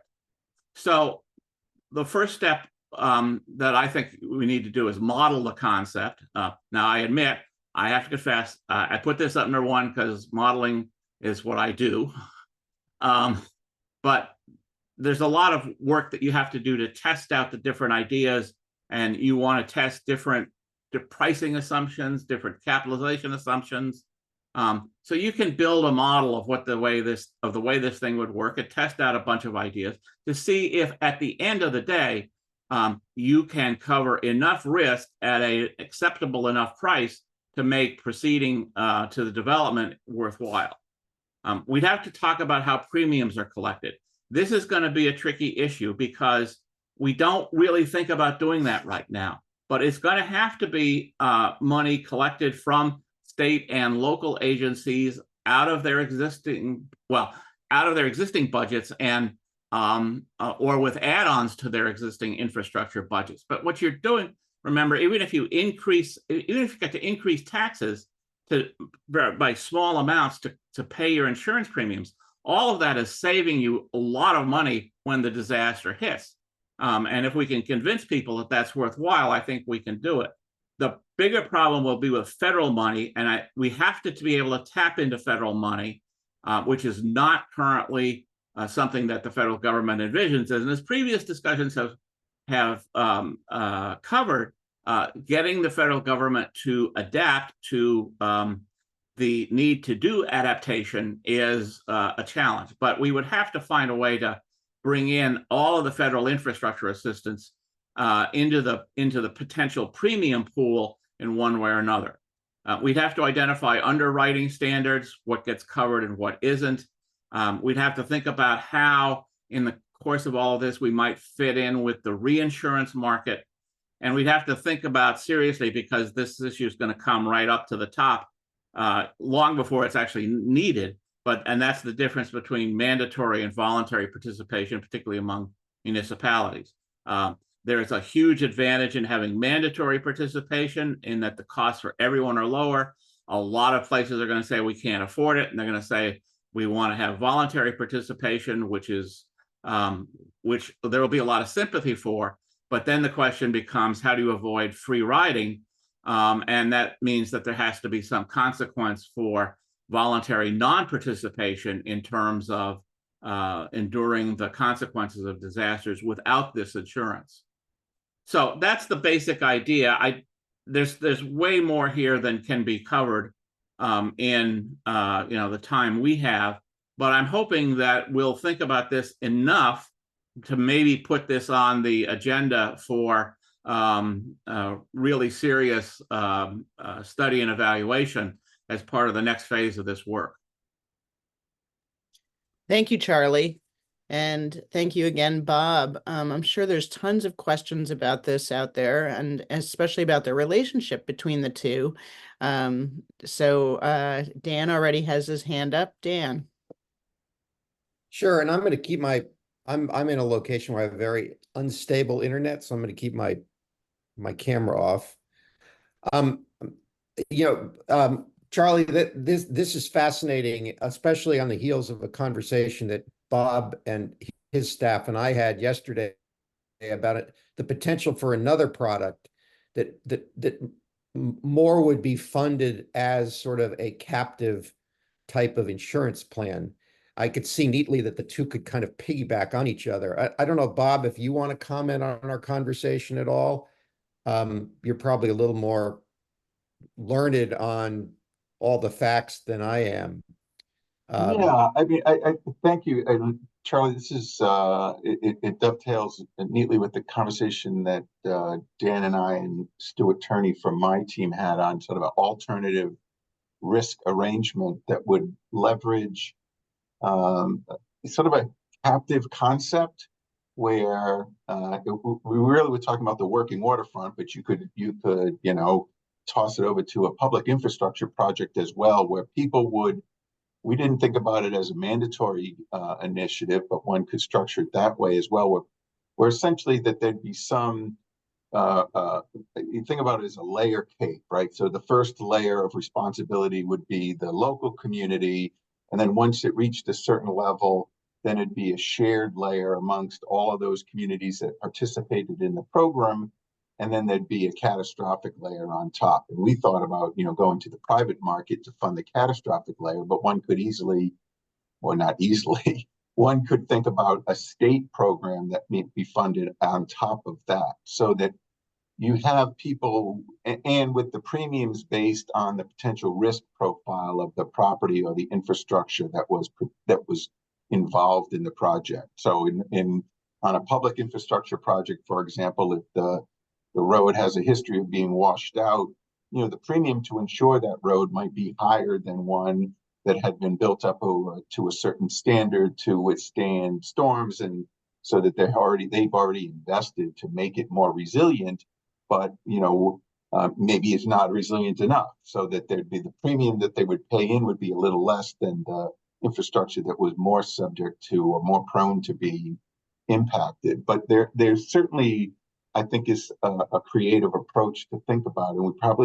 it might make sense, Brian and Hannah, if we might have a little subgroup that focuses on a couple of these discrete areas of interest, to see if we might flesh it out a little bit further in terms of whether there's a there there.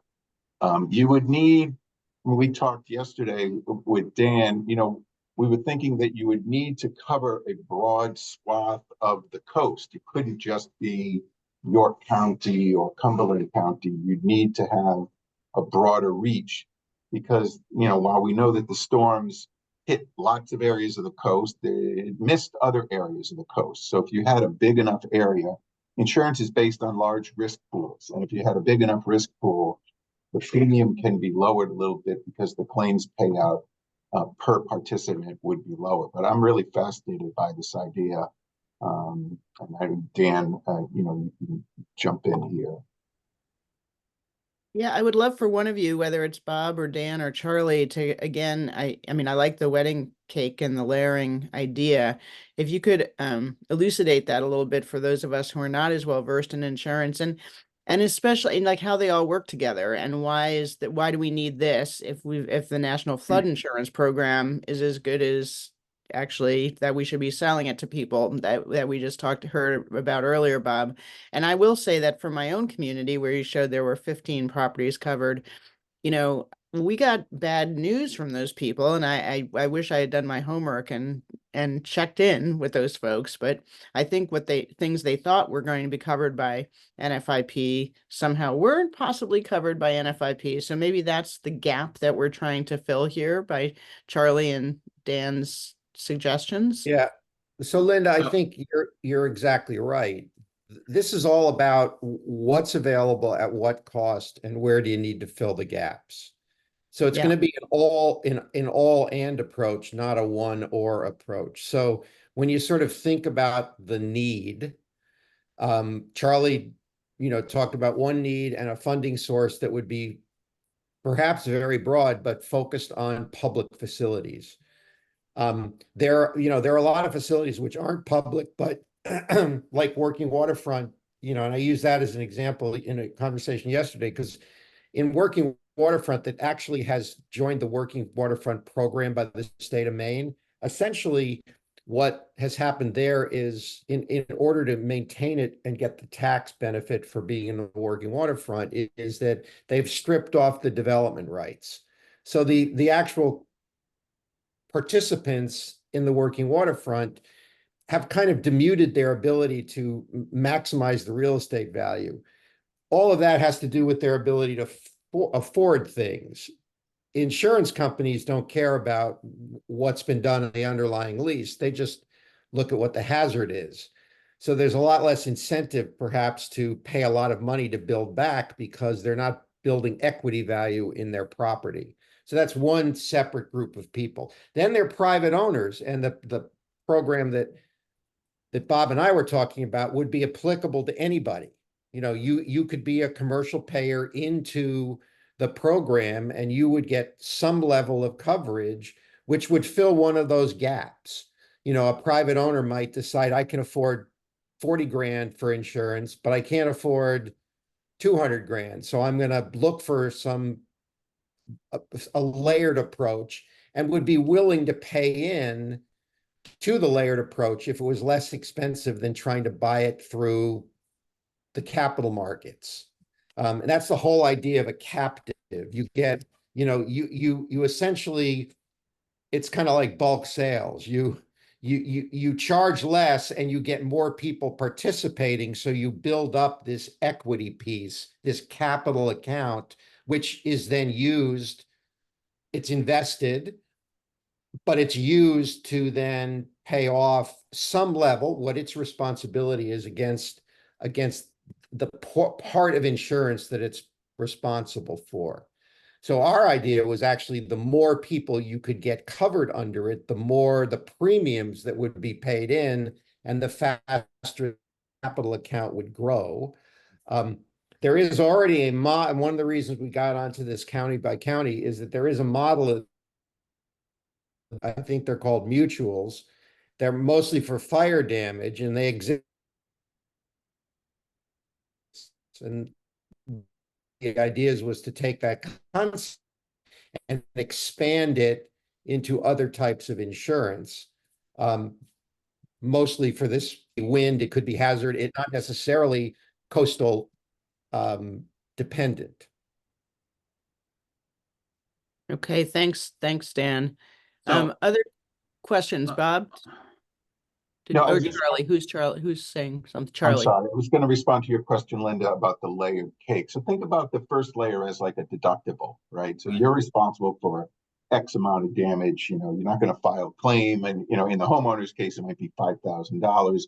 In our case, it might be the first $50,000, and then there'd be a second layer where it's shared amongst all of the members of the group, and the third level would be some type of state reinsurance program that might come in at the top where there's catastrophic damage. You could have never bought insurance or would have never been affordable for you to cover the millions of dollars that might have been, it might have, you might have incurred, and that the state would come in. So everyone's got a little bit of skin in the game, but it's meaningful for the participants. They feel that they're getting the catastrophic coverage and that mid-level coverage while they're also on the hook for the first, think about it as a deductible, like you might pay if you had a high deductible health plan, only apply that to property or infrastructure. So Thanks, I was going to say that I agree entirely that what Dan and Bob are talking about is consistent in concept with what I was talking about. I think I did not talk about the deductibles, the relationship between deductibles, premiums, primary insurance, reinsurance, though those are all questions that would have to be answered about the public infrastructure facility, just as they have to be answered in terms of what Bob and Dan were talking about. I do think it's important to keep a distinction here between the flood insurance and the weather-related damage insurance, and I think it has to be statewide, not just coastal.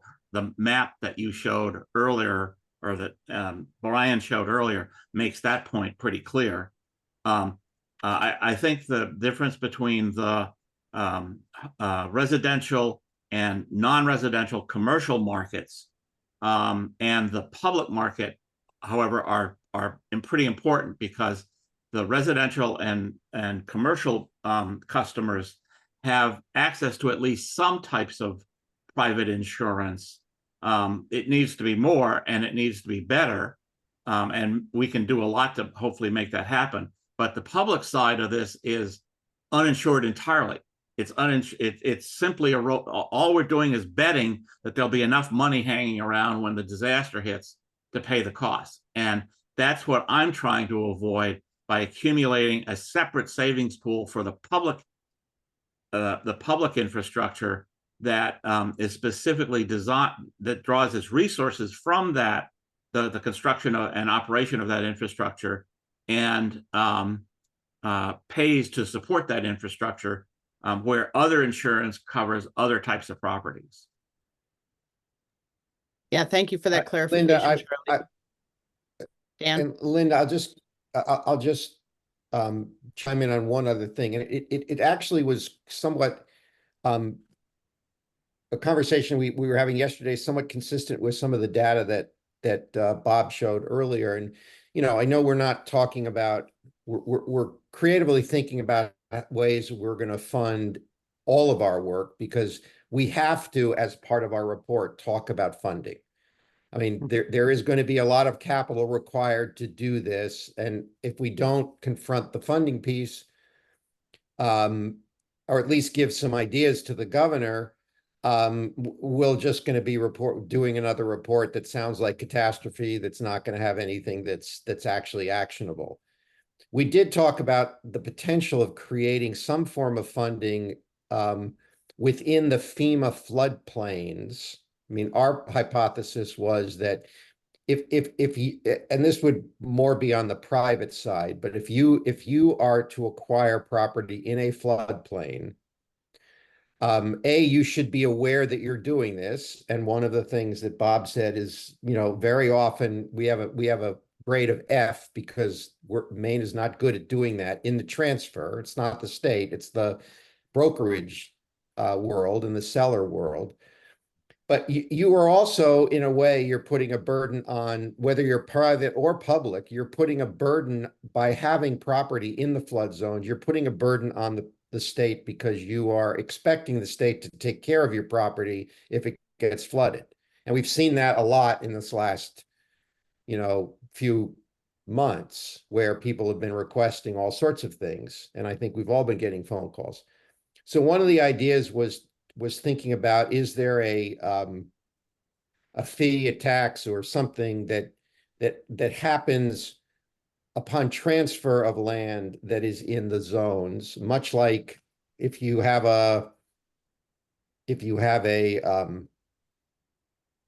non-conforming septic system, you don't have to do anything about it until you transfer your property, but the obligation then is to upgrade it so it doesn't place a burden on the future generations. And there could be some mechanisms for funding around that, because there are states out there that are essentially making it very difficult to buy property in flood zones. I don't think we're there, but we clearly want people to understand that they're in those high risk areas, and that there's going to be a burden on the state for them to be there. Yeah, thank you, Dan. I'm going to take one more question. I see Pete Slavinsky has his hand up, and then we're going to move into our reflection section. So Pete, go ahead. Yeah, thanks, Linda. It's a really interesting discussion. First, I just wanted to state that the state did pass a bill, so everybody's aware that there is now a or a mandatory disclosure regarding flood risk by sellers of real estate. It was LD 2035, passed in April. So that does help, because before you didn't even really have to disclose that a property was in a floodplain. And I guess my second question goes to Charlie, Bob, and maybe Dan. The whole layered cake idea makes a lot of sense to me. And I threw in the chat, while Bob, you were talking, a stat that the Floodplain Management Office gave me, which was, since 2009, we've seen a 25 to 30% decrease in the number of NFIP policies across the state. So we were uninsured before, now we're severely uninsured, and our risk is continuing to grow. The reasoning for that isn't clear. I mean, a lot of properties are owned outright, or people are buying properties with cash and they don't have to buy flood insurance, or people don't trust the flood insurance program. My question is, does it make any sense with this additional program to kind of have it be a supplemental program where you're basically required to be part of the NFIP first to be eligible for this additional program, or does that just complicate things? No, I don't think it complicates it at all. That's it. To Dan's point and to Charlie's point, we're trying to fill in the gaps. You know, if there is a program in existence today, and we have very low uptake, that would cover the first maybe 250,000. Although to Dan's point, there's, you know, the average payout is about 50,000. So somebody's, you know, there are claims adjusters that work for NFIP just as there are for anybody else. But if there is a program available to cover the first part of the cake, maybe that's part of the proposal, is that in order to participate in the second and third layers of the cake, you have to participate in the first, or otherwise have some type of, you know, claim before you go into the catastrophic layer. You've got to cover your own costs on the bottom line. Thanks for the question, Pete, and thanks for the response, Bob. We're going to move into reflections. I just want to, for some reason, the issue of equity is really in my head when I hear about all these layers of insurance. So I just want to put that out there and drop that onto the table so that we really consider who's going to be able to afford all these layers of insurance, and then move on to our reflections. And so as we've been doing, Brian's going to do a great job of capturing the thoughts that Deborah Elwood of the Maine Community Foundation and Joyce Taylor from MDOT have based on the speakers they've heard today. So the reflections on the speakers, we're going to start with Deborah and her reflections on the speakers and the roles for philanthropy in this conversation. Deborah.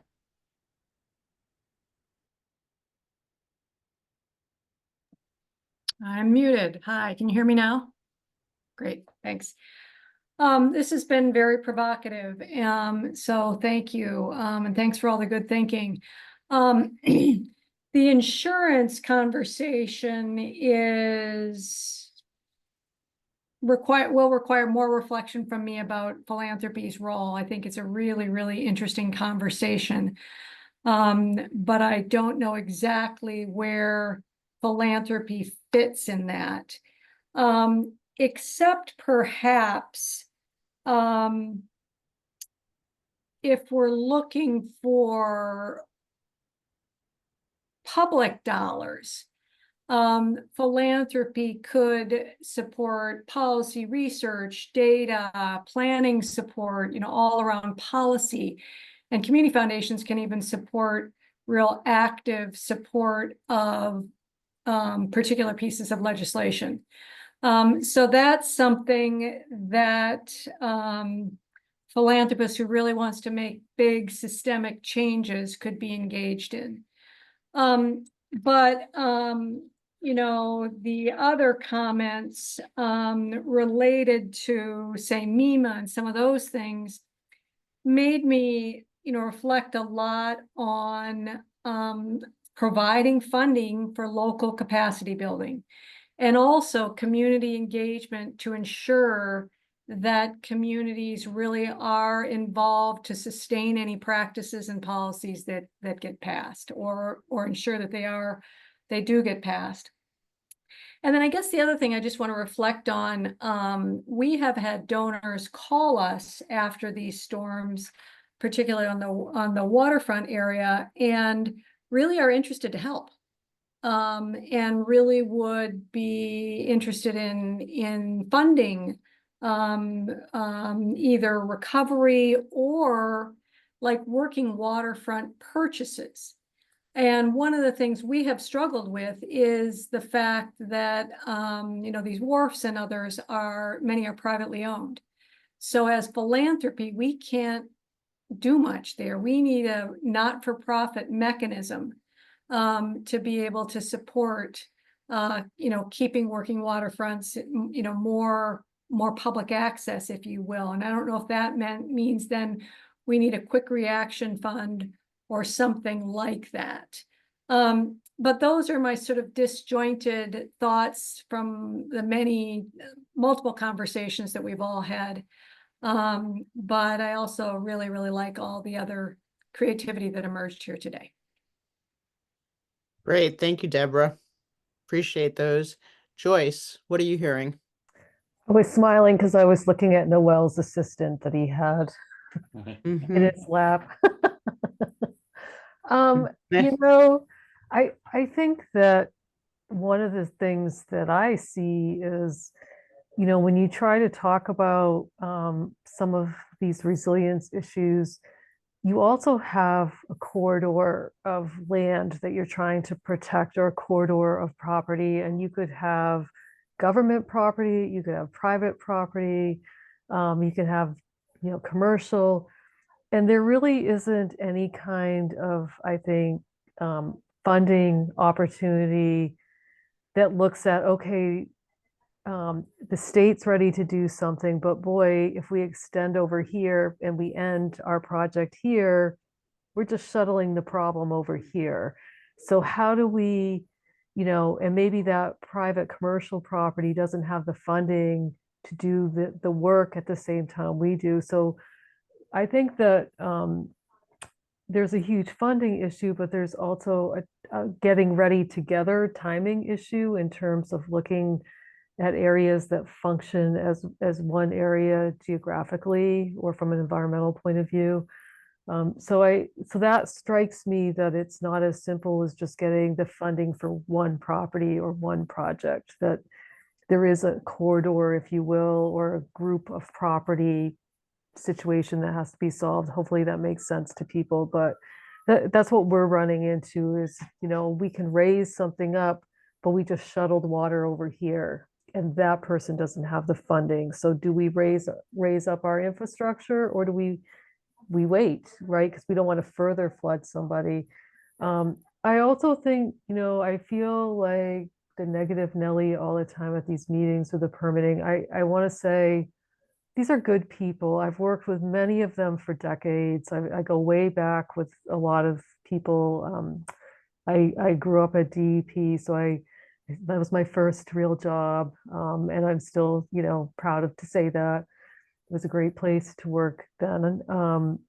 But you know, I think it's not about the people. People are doing the best they can with either the staff they have or the rules they have, but it will take a federal delegation, an attempt to change some of what's happening. I think I remember hearing at one of the very first climate meetings, I mentioned, you know, if we go up, we're going to have wetland impacts. And I can't remember who it was in the room said, oh my God, she wants to, you know, fill in wetlands. And it's like, no, I don't want to fill in wetlands. But if you want to protect something, there are trade-offs. And I think that over time, from a regulatory point of view, we've not had trade-off conversations. And I think we're really at a point, you know, what exactly are we protecting? What's most important? In some cases, frankly, it may be that retreating is what's going to happen. But in other cases, it's a vibrant area. There's a way to protect it, and we're going to have that trade-off. And I just think Maine is ahead of the game on this conversation, is what we're finding. Is when I talk to my the other DOTs, they're just not as far along as we are. So, you know, I think we need to really help lead the nation on this topic. So Thank you, Joyce. We have a good 10 minutes here for our further reflections from the entire commission. And these are these important moments where we're adding to our framework, right, for what the recommendations will be. So we'd love to hear right now what recommendations are emerging for each of you, just the way that Joyce and Deborah talked about what they heard today. What additional information or research you might need or think we need to shape a policy or an action recommendation. And based on what you heard today, where does the commission need to continue its focus in order to get you the information, get us the information that we need to make these recommendations?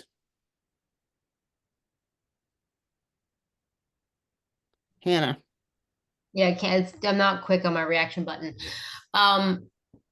I really appreciate Joyce and Deborah both. I'm still on the insurance topic, which is the topic I definitely know the least about. And obviously, Charlie's idea is a huge one, and I'm sort of like contemplating that, what that really looks like. Okay, well, then what happens if a huge hurricane hits and the fund gets wiped out? But so I really like Charlie's idea of kind of thinking further about what an idea like this would look like. We have a whole consultant team now with Sam Brody, really looking at national and maybe even international models. And so I know I'm not supposed to be asking Charlie a question right now. I'm just wondering, are there other states or countries who have contemplated models like that? Because I do think it's very interesting, because the scale of funding needed for storm recovery, as you noted well, is never going to be enough. And clearly want to leverage federal support, but it's still going to be much bigger. And we want to incentivize people to take action in advance. But there still could be major wipeouts. And I really appreciated Bob's presentation as well. It seems like there's a lot more we could do on education and engagement in flood insurance. I think it's something, I think I got somewhere on my desk is my own personal, have you thought about flood insurance for your property? And every year I'm like, it's already too expensive. I'm not going to pay more. But I do think kind of understanding that and the education side of it seems relevant. I don't fully understand the cost side of it because I've never actually replied to the insurance company. Yes, what would it cost for my property? But I do think it was helpful to better understand the numbers there and the very small numbers. So just seems like insurance is an area we could really dig into a little bit more. I mean, clearly there's only a few folks with a lot of expertise, and we might want to think about how to develop those proposals, but I am putting out there that Sam and team might be able to look into it a little bit as well, unless Charlie already has a brilliant thought there. So I have looked for, but have not found another example of any country or state doing this. I think that the reason is that for the most part, we've been able to get together. We've been able to hold it together in recent years with sort of look under the couch cushions approach when a disaster hits, and this is true in Europe and a lot of other places. I think, however, we are at the end stage of that ability to do that. We are actually way past that stage in the US because if you look at the funding of the NFIP program, and if you look at the dollar amounts that we're basically diverting from every other public use to go into disaster assistance, we are approaching the point where we're not simply going to be able to keep writing checks from the federal government to solve these problems, and places are going to have to be more on their own. I think Maine has the huge advantage in this case of being small enough to have to notice this in ways that other states might not, but big enough that and small enough that we can adjust our institutions relatively easily. I would not want to have to do this in California yet. Yeah, thank you. Thank you for those further thoughts. And I'm sorry I had to step out for a moment because I had a FedEx man with a dog issue. But I also think this is, I look forward to hearing more from Deborah and from the philanthropy side in regard to this. And I see us thinking about insurance as part of a funding mechanism, right, for some of this work that we need to do. So it's a piece of a puzzle that I think we do need to know more about, and where the funding will come from, the capitalization for it, et cetera, which I think could potentially have a role for philanthropy in the initial capitalization portion. And I also wanted to just point out that I heard Joyce's ongoing concerns, right, about the federal regulatory environment. So I just want to also put a pin in that so that doesn't escape us, because that's obviously something we don't have represented at the table for all of our discussions, and that we might need to dig more deeply into as a potential roadblock. What else are you hearing? What other kinds of recommendations are rising up for you all?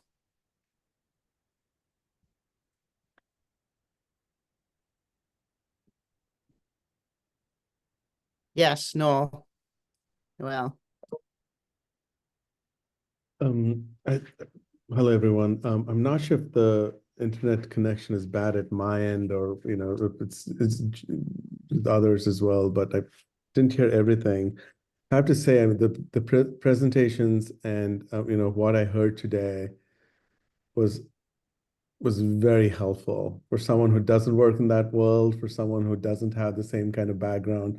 I'm kind of like with Hannah when it comes to insurance and the other topics as well, that I felt like I got a lot out of the meeting today, and just like, being exposed to something that I would never, cross paths with in my daily work or in my daily life. Having said that, I feel like it might be helpful for us to do some mapping together. Like there's such big pieces to this work that somehow feel, I- you know, I feel like, someone said, so what are the next steps? Where do we go from here? Or that was my interpretation of what was said. I think it'd be great at some point for us to do some mapping to see how does all of that fit in together to kind of create one comprehensive structure, for resilience and to rebuild what that's going to look like.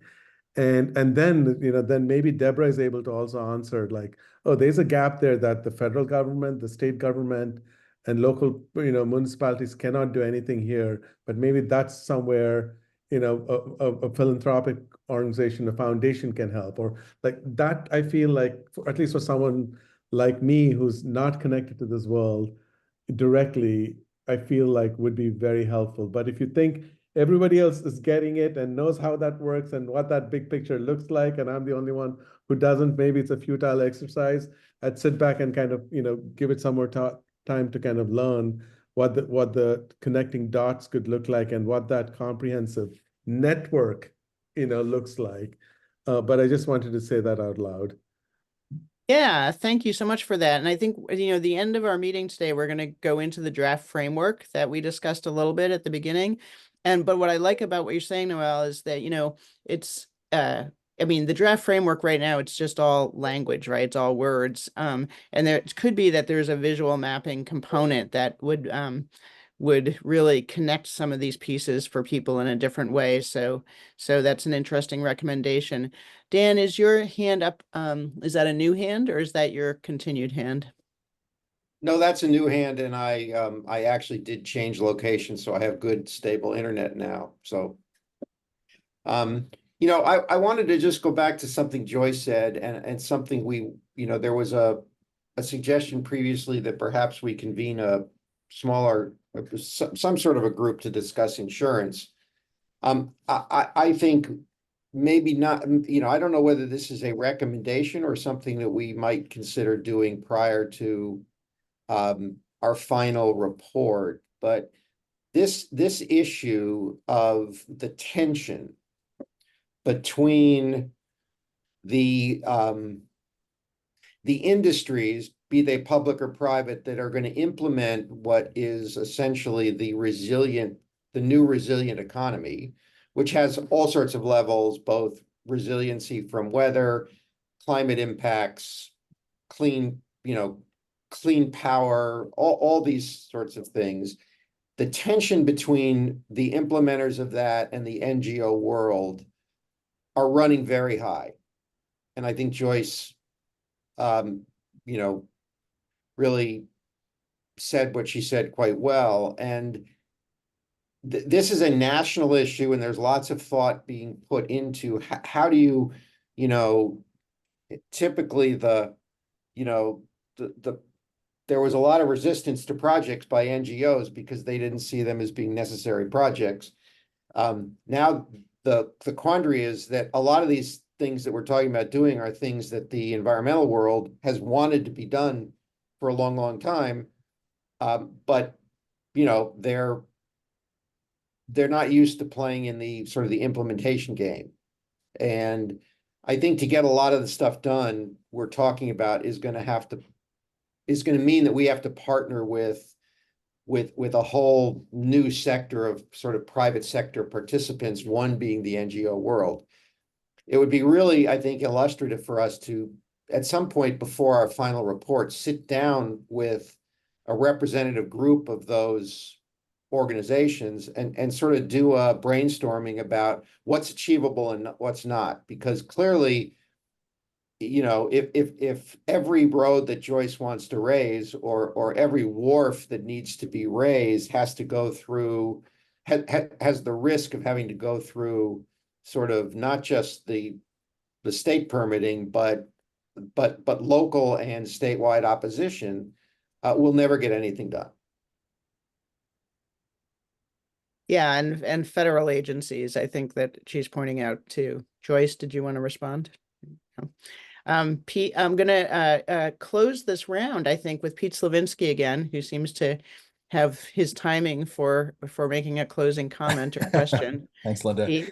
I just wanted to build off of Noel's thought, and maybe one thing to really we could figure out is where are we most uninsured?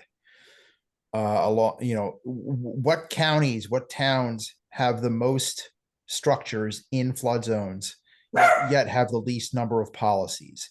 That's a relatively easy GIS exercise that our floodplain management office might be able to do, which could help guide a little bit of the discussions in terms of at least pinpointing spatially where we're really struggling. And one of the things that some additional research I'd like to see potentially is, it relates back to the whole concept that our number of policies is decreasing substantially. And I kind of want to know why. And I don't have a good handle on it. Is it because of the cost? Is it because more people are buying houses outright with cash and don't need flood insurance policies? That might help drive some of the decision making we need to make as it relates to how we structure these additional programs to be able to understand why is the current number of policies going down. Thanks, Linda. Great, thanks, Pete. I'd like everybody to be able to have a 3-minute stretch break, as we say here in theater world. So we don't have a long time because we do have really important stuff to do for the last 40 minutes of our meeting as we get into the framework, but I'm cognizant of the fact that we've been here for over 2 hours. So turn your cameras off for 2 minutes, run to the facilities, grab a drink of water. We'll see you back here in 2 or 3 minutes.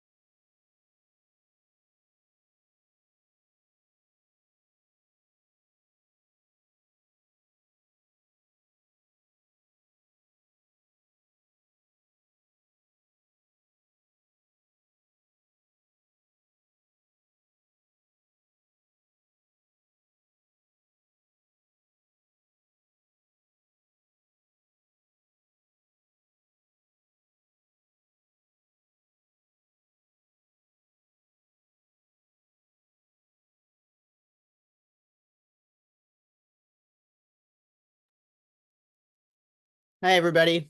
As you start to come back into the room, if you could turn your cameras on so we can see who's back. So that we can begin our final important section of today's meeting. Thanks for turning your cameras on as you return to the room.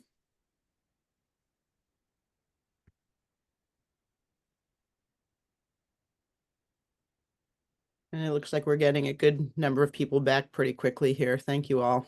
I hope you had a good stretch and got up from your seats. Give people one more minute here to rejoin us before we begin the next section, which Dan is going to lead us in.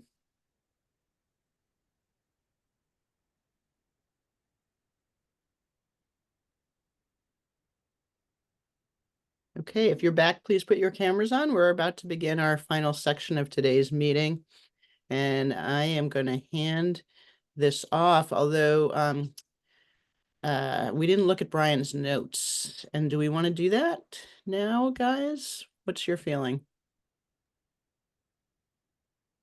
Hannah, Brian, any thoughts? I think it's probably more helpful that we have time for Brian and I to walk you through the framework and provide feedback. You do agree, Brian?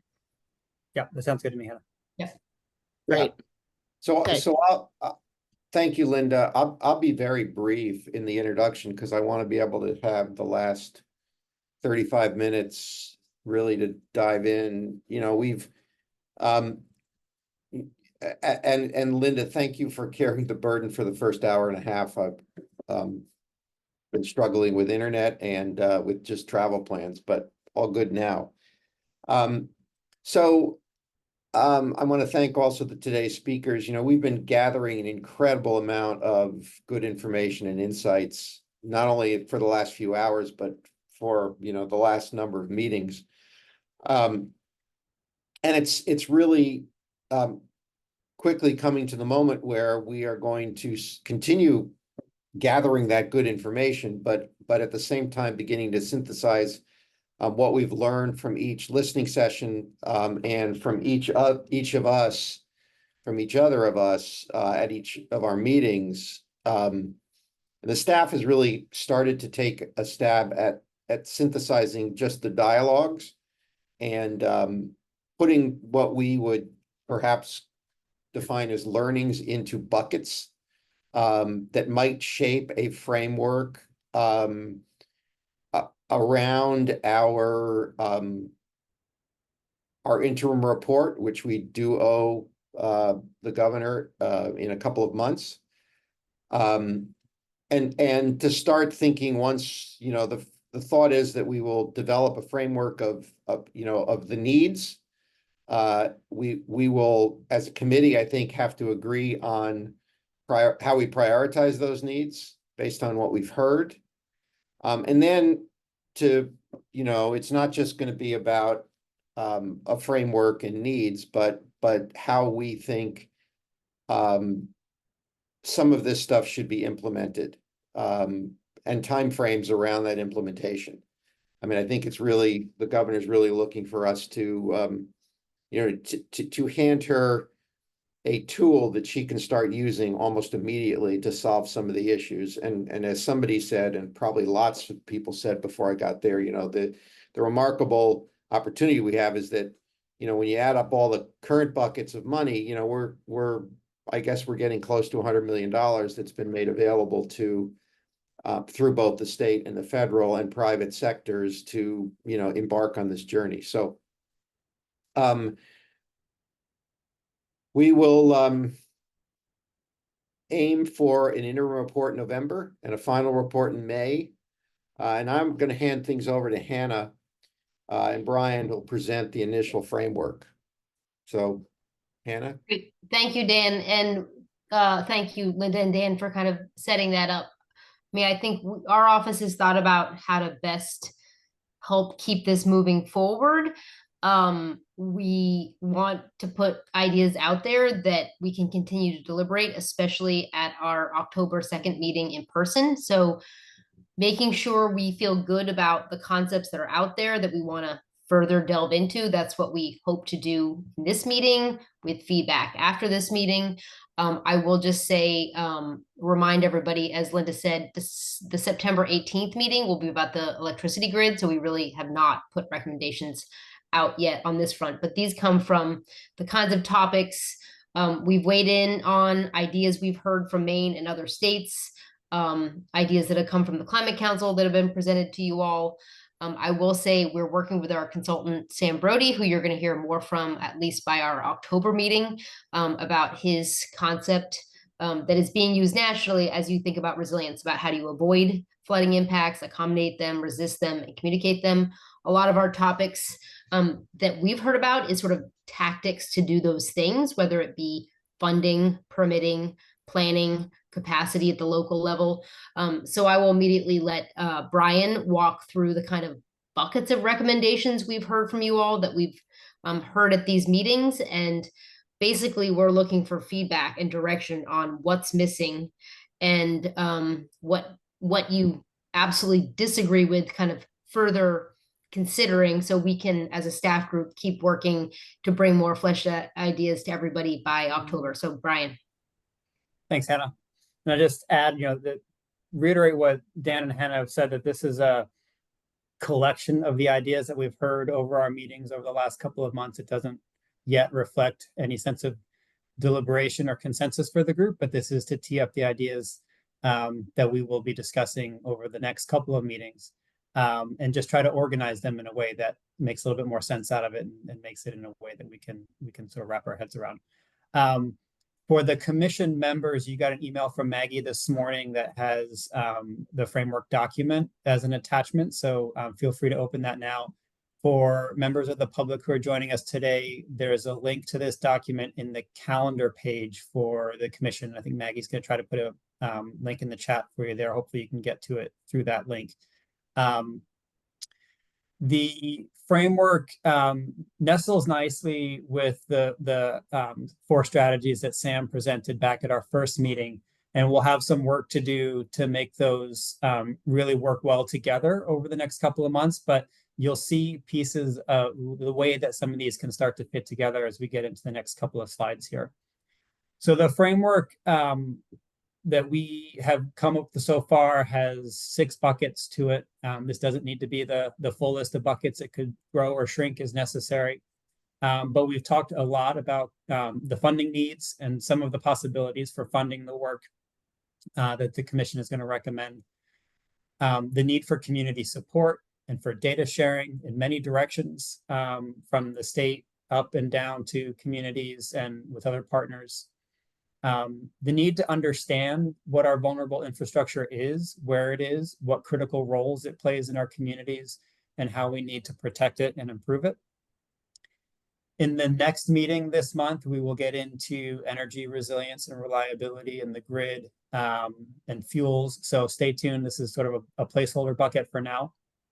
And then we've talked a bit about regulatory options. So these are the buckets. The next couple of slides will have some words under these buckets. They are just words at the moment. And the document that you all have hopefully in front of you now has even more words than I'll be showing on the slides. But this is just laying out sort of what we've heard and tried to organize it in a way that is helpful. So in the funding bucket, we've got a goal here for diversifying and maximizing access to funding for disaster recovery and proactive resilience projects. Part of this is maximizing the state's uptake and usage of federal funding options. And so thinking about how state and federal funding can work together to meet our needs, to leverage other sources of information and funding. Thinking about how we reduce barriers for small communities to access funding, whether it's state funding or federal funding. And then the new options for managing risk. And we've heard some of these today about different types of insurance vehicles. We've talked in the past about a voluntary buyout program. We saw the Climate Council has recommendations around that as well. And then Bob was talking about increasing participation in the National Flood Insurance Program, both at the municipal and at the property owner level. So a good amount of work here. I think lots of ideas that need to be explored further. And same with when we get into community support, where the goal might be something like supporting community readiness by strengthening communication, expanding capacity, increasing assistance to communities, especially the smallest communities and those who have the highest vulnerabilities. Some of the activities under this fall into improving communications before, during, and after emergencies, around emergency management, emergency planning, and all of the activities that go along with recovery and rebuilding. As we heard from Director Rogers earlier, increasing the state's capacity to assist communities, both with emergency management and also from Rob Wood around assisting helping people understand how to interact with the permitting system. Building regional capacity, both from an emergency management perspective and from a resiliency planning and engagement perspective. Thinking about other things that haven't made this list but are on the document, formalizing networks and contracting for disaster recovery services is a way to support communities with some proactive work around how we contract for those services that we need. And then as Deborah was saying, how do we encourage philanthropy to support the capacity building, the pilots, the community engagement that leads to the resiliency projects that happen at the local level? The third bucket around data sharing could have a goal that sounds like improving data and information sharing to help state and local leaders make informed decisions about risk reduction for floods and other hazards. Some of the ideas here, we've talked a lot about what the data needs are. We've talked a little bit less about how we might tackle those data needs, but perhaps there's something around a flood data center that coordinates the needs with the research and the ways to disseminate that information to different users, whether it's the state or local governments or other people trying to make decisions about flood risk and natural hazards. And there's a number of actions that such a center could take, such as developing inland hydrologic models. We heard a little bit about that today. Analyzing some of the flood insurance data. We talked a bit about this today and in other meetings to get a more accurate assessment of where flood risk is and what the mitigation opportunities are. Sam Brody's team will provide us with some of that analysis, but I think that there's a lot of opportunities to go deeper in that. We heard from Vermont around developing river corridor maps to help communities identify places that are high risk and where there are protective natural floodplain functions that we should protect and use in our efforts to protect our communities and our people. In the fourth bucket around vulnerable infrastructure, recommendation here might sound like identifying and strengthening critical community and economic infrastructure and access. And so doing work to understand long-term vulnerabilities, especially to our critical utility systems, whether it's water and stormwater, energy, as we'll hear in another couple of weeks, thinking about what the critical privately held assets are, whether it's working waterfront or other assets in communities, if it's a mill or something that provides real focus for economic activity. We want to know what those are, what the vulnerabilities are, not just physically, but to the community, the economy, and the social networks in the community as well. We want to consider what the funding options for the long-term resilience of these sites are. And then we had a whole meeting on how we preserve working waterfront access and the limited amount of working waterfront that we have remaining on Maine shoreline and options for protecting that, considering different ownership models for that. More work to be done to flesh out these ideas. And in the last two buckets, energy resilience, as I said, we'll tackle that in the next meeting. We're working closely with the Governor's Energy Office on an agenda for that meeting. And then, as Rob was talking about today, and we've dipped into several times in the past, the regulatory bucket and ways we might reform state and local regulatory processes to support resiliency planning and efficient post-disaster recovery. And so there's been discussions around strategies that might improve efficiency, around post-disaster permitting. A recommendation or a suggestion came up in one of the last meetings around developing model ordinances to help communities protect their floodplain processes and reduce risk. And think about ways to explore new ways to ensure that new buildings are built in a resilient way to floods and other natural disasters. So these are the buckets of things that we've heard. As I said, we can add to these buckets. We may need a bucket around implementation, although many of these buckets are aspects of implementation, whether it's communication or technical support, data sharing. So we might want to think about what we get, gets added to here, how we consolidate, or what needs to be fleshed out as we move forward. So I think I'll stop there, Linda. We have a couple of discussion questions teed up, and Hannah and I can help support that conversation as well. If Linda and Dan, you guys actually want to be participants for once.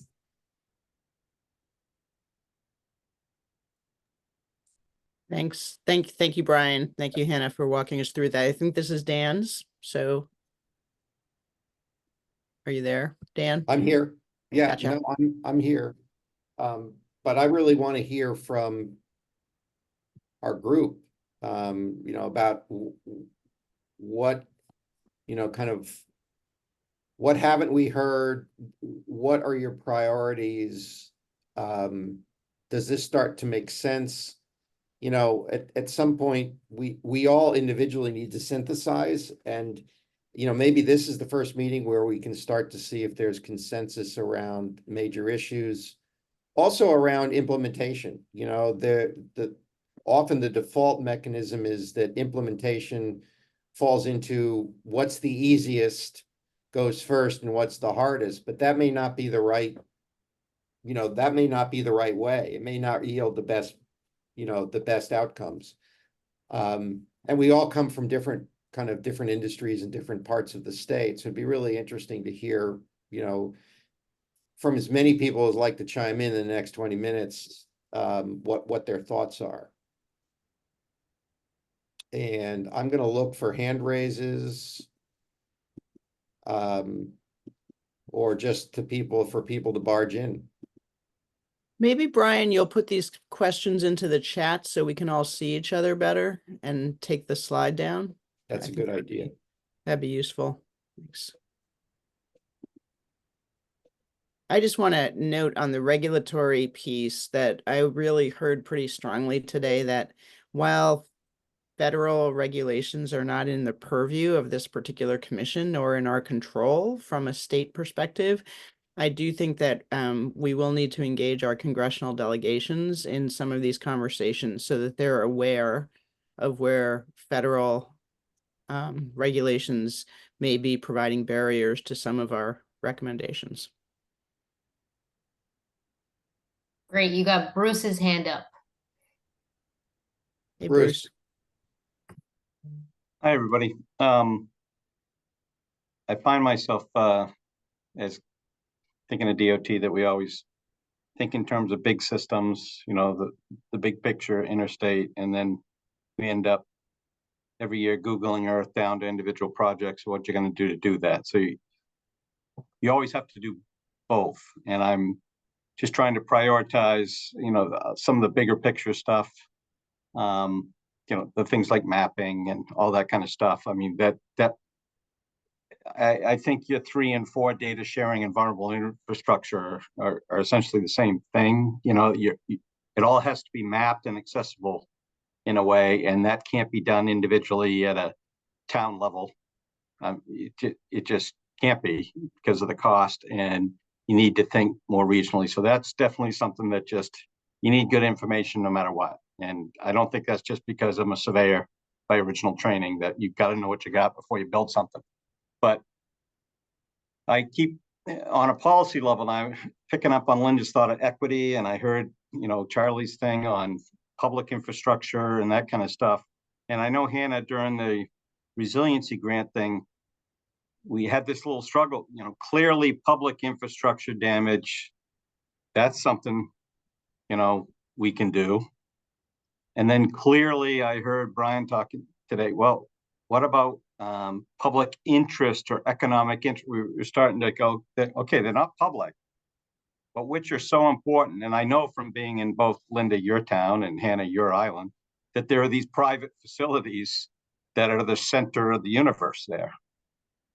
But how do we define them? Because if I'm thinking of going, you know, we're going to the legislature thinking of raising a pile of money to capitalize a new insurance program or whatever, which I like the, the layered and all that stuff. The first question is going to be, is this for public? Or, because on one end, the public wharf washed out. No, everyone would say, yeah, we ought to try to do something like that if it's as benefit. At the other end of the spectrum, if there's a brand new McMansion that somebody just built and, on a point, and they're just living there and they go there 3 weeks a year, most people are saying, is the public gonna? Probably not. The idea that we're going to try to manage their risk. So it's these defining these in-between things, these public interest things that are so critical. And the working waterfront is the best, example that we all say. And Dan, you picked up on, you were saying, well, they've, diminished their value. They've kind of all in for something by saying, yeah, I'm going to make this is working waterfront. And therefore, policy level, therefore, because I've done that, I should be able to get help because of the economic value. So I guess my essential question, I always think of the bumpers, think globally, but act on a, at a level. I'm trying to sort between the global problem and which one's what we're trying to address. Clearly the public stuff, I'm getting it. But there's public interest stuff. This goes all, I'm probably the oldest, one of the oldest people on this call. The common cause stuff down in Portland about where it was a private facility, but it had such a public benefit that our Supreme Court said there's such a public interest that we should be inventing it. It's that kind of test, I guess we're looking at. And the reason I talk about that first is that's going to define the universe of what you're trying to solve, and therefore how much money we're talking and all the various interests. So I don't want to go any further, but I was listening to everybody and it's just kind of weaved it all into, then I go back to the very pragmatic engineer thing. What are we trying to solve? How do we define that problem? And that maybe I'm shifting to implementation then, which I can't help. And all the stuff that Joyce says, and Linda, you heard right. We might need to think about federal. You got to add federal to that list of regulation when you're trying to do something that is that critical. Sometimes we may have to act faster than federal regulators. And by the way, these aren't necessarily changes in rules and law. It's just interpretation of people that work at the agencies right now that are saying we can't do that. So it might be more possible than we think with addressing it from obviously the good we're trying to do as a commission. So I'm sorry that was a little rambling, but public, private, what's public interest, what's the middle? And once we define the problem, what do all engineers do, right? Bruce, define problem, implement. Bruce, thanks for that. I for one also believe that the data, as an engineer myself, the data is very helpful. The mapping is very helpful for us, but I can't think of a better tool if we do it right to help sell the importance of this to the public, because I don't think, people get very much into their little communities. I don't think they know quite the magnitude of the risk for the whole state. And to produce something that could show the magnitude of the risk may get everybody sort of on the boat a little quicker. I'll go to hands that are raised. I'll go to Emily Grab first, and then Deborah, and then Charlie. Thanks, Dan. So I have kind of a couple high level thoughts. I think overall the 6 buckets that Brian defined this afternoon are fantastic, and they're going to help guide us move forward. That being said, what I think is in the response to the question of like, what is missing?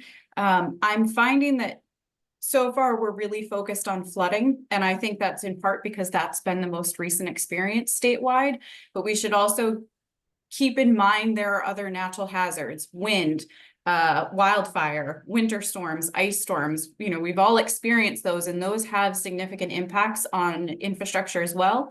And so future conversations should kind of keep those in mind too. And then I don't have anything on what needs to be reframed, but in terms of what perspectives might need to be accounted for, I think we're focused a lot on physical infrastructure, which makes sense. I also think we need to keep in mind that there is a societal and community infrastructure that we haven't talked as much about.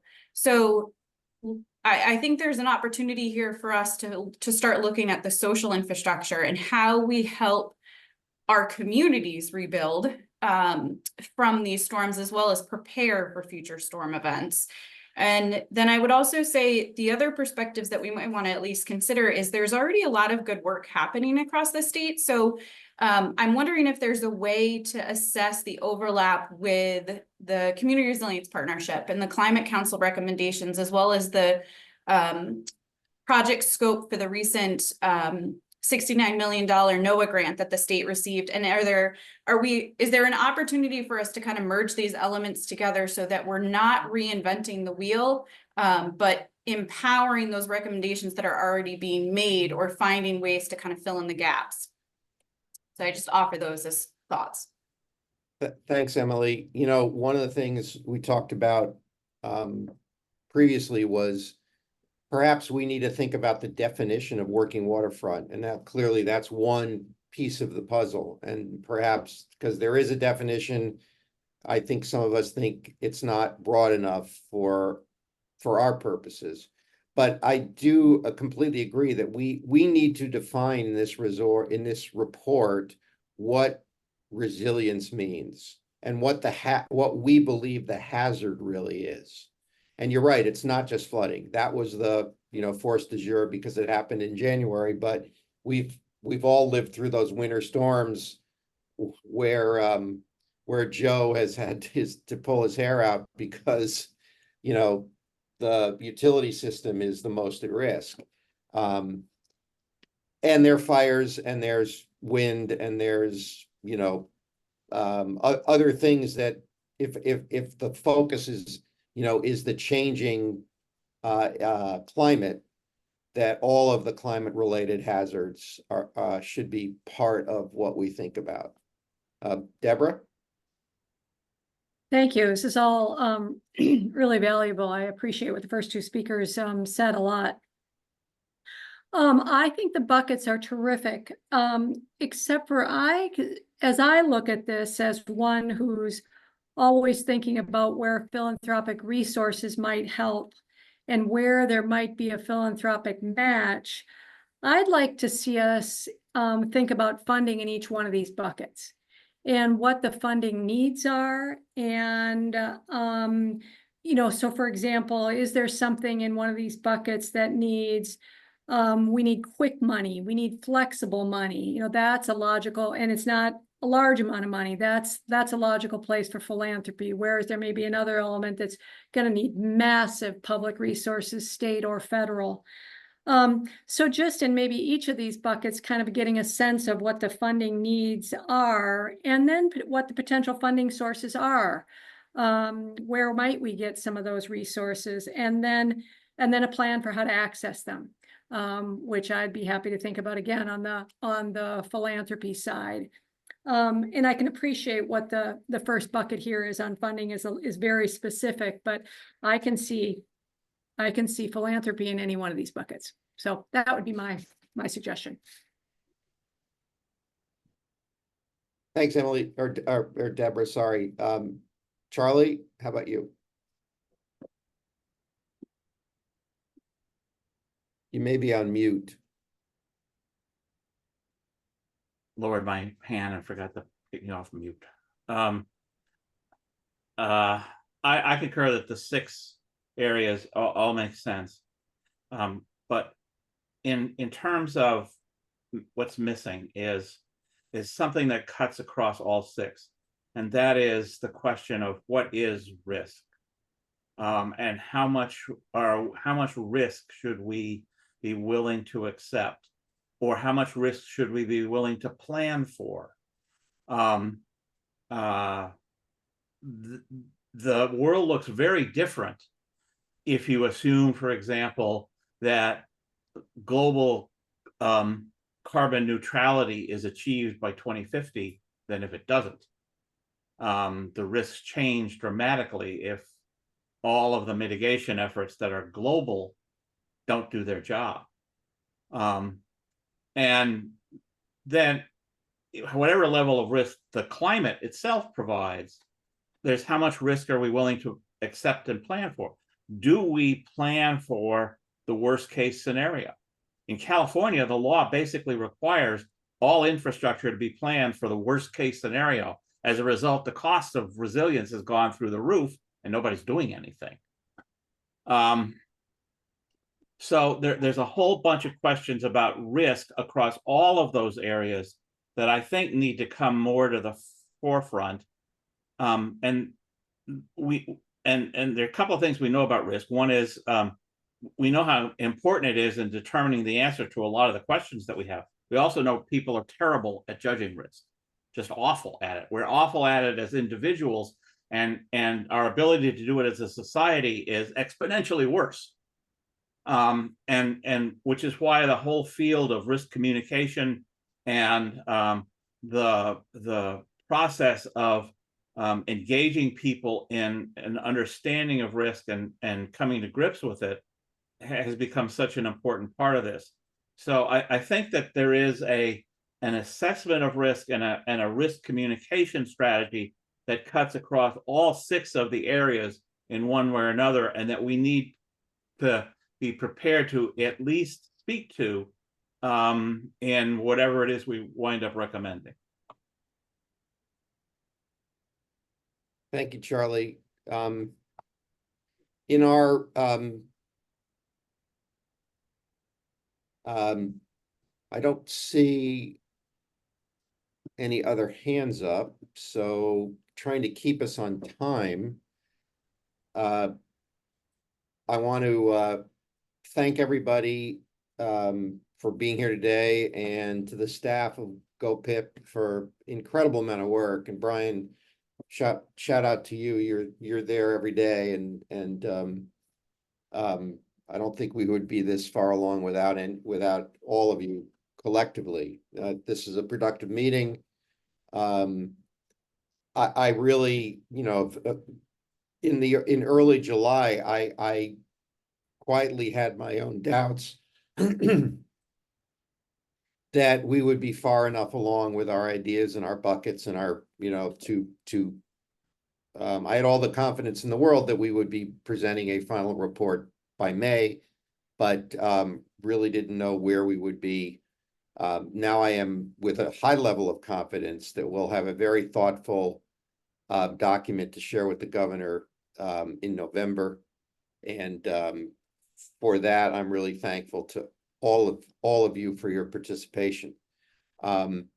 Just a reminder, the next meetings, there will be a virtual community listening session will be held this Friday, September 6th at 9:30 a.m. Hannah and Brian will be in Caribou with leaders from the community in Aroostook County. Commission members are invited to join in person or in Zoom. It is a long way. Sadly, I will not be participating in the meeting either way because I'll be traveling. The next full commission meeting is on September 18th, again via Zoom. It'll cover topics related, as you heard, about the energy infrastructure, resilience, and the electric grid. Keep in mind that we have a in-person meeting on October 2nd in Augusta. Details to follow. I would strongly encourage, since it's very central and we have a lot of time, as many of the commission members who can attend in person. Of course, I also assume there will be a virtual link if people can't attend. But it will give us an opportunity to all be together in one room. With that, our work continues to be important and urgent. Somebody said to me actually yesterday, as I was enjoying the last days of summer and the watching the winds turn from the, from the southeast and feeling it, seeing those light puffy white clouds and realizing fall is around the corner. One of my close friends said, it's September and getting to October, we're going to have the first blow. And, so I think we're all a little bit on pins and needles to see what the fall storm season has to offer. But we'll be ready. And thanks again. Linda, do you have anything else you'd like to say? If not, I'll close the meeting. No, thanks, Dan. I just want to thank everybody for really great participation today. And I do think we've made a lot of progress and we've gathered a lot of information. So a lot of the final comments that I heard there are some are being addressed in our next meeting when we deal with energy, which is very much subject to wind, ice, and other types of storms. It's probably our most vulnerable factor there. And I would just like to add that what Emily brought up about social capital and what I've been calling human infrastructure could be another one of those cross-cutting areas that crosses all the buckets, quite honestly. So with that, I will let you close, Dan. Thank you. And with that, I will yield back 1 minute to everybody. And we'll be adjourned. See you in a few weeks. Thanks all. Take care.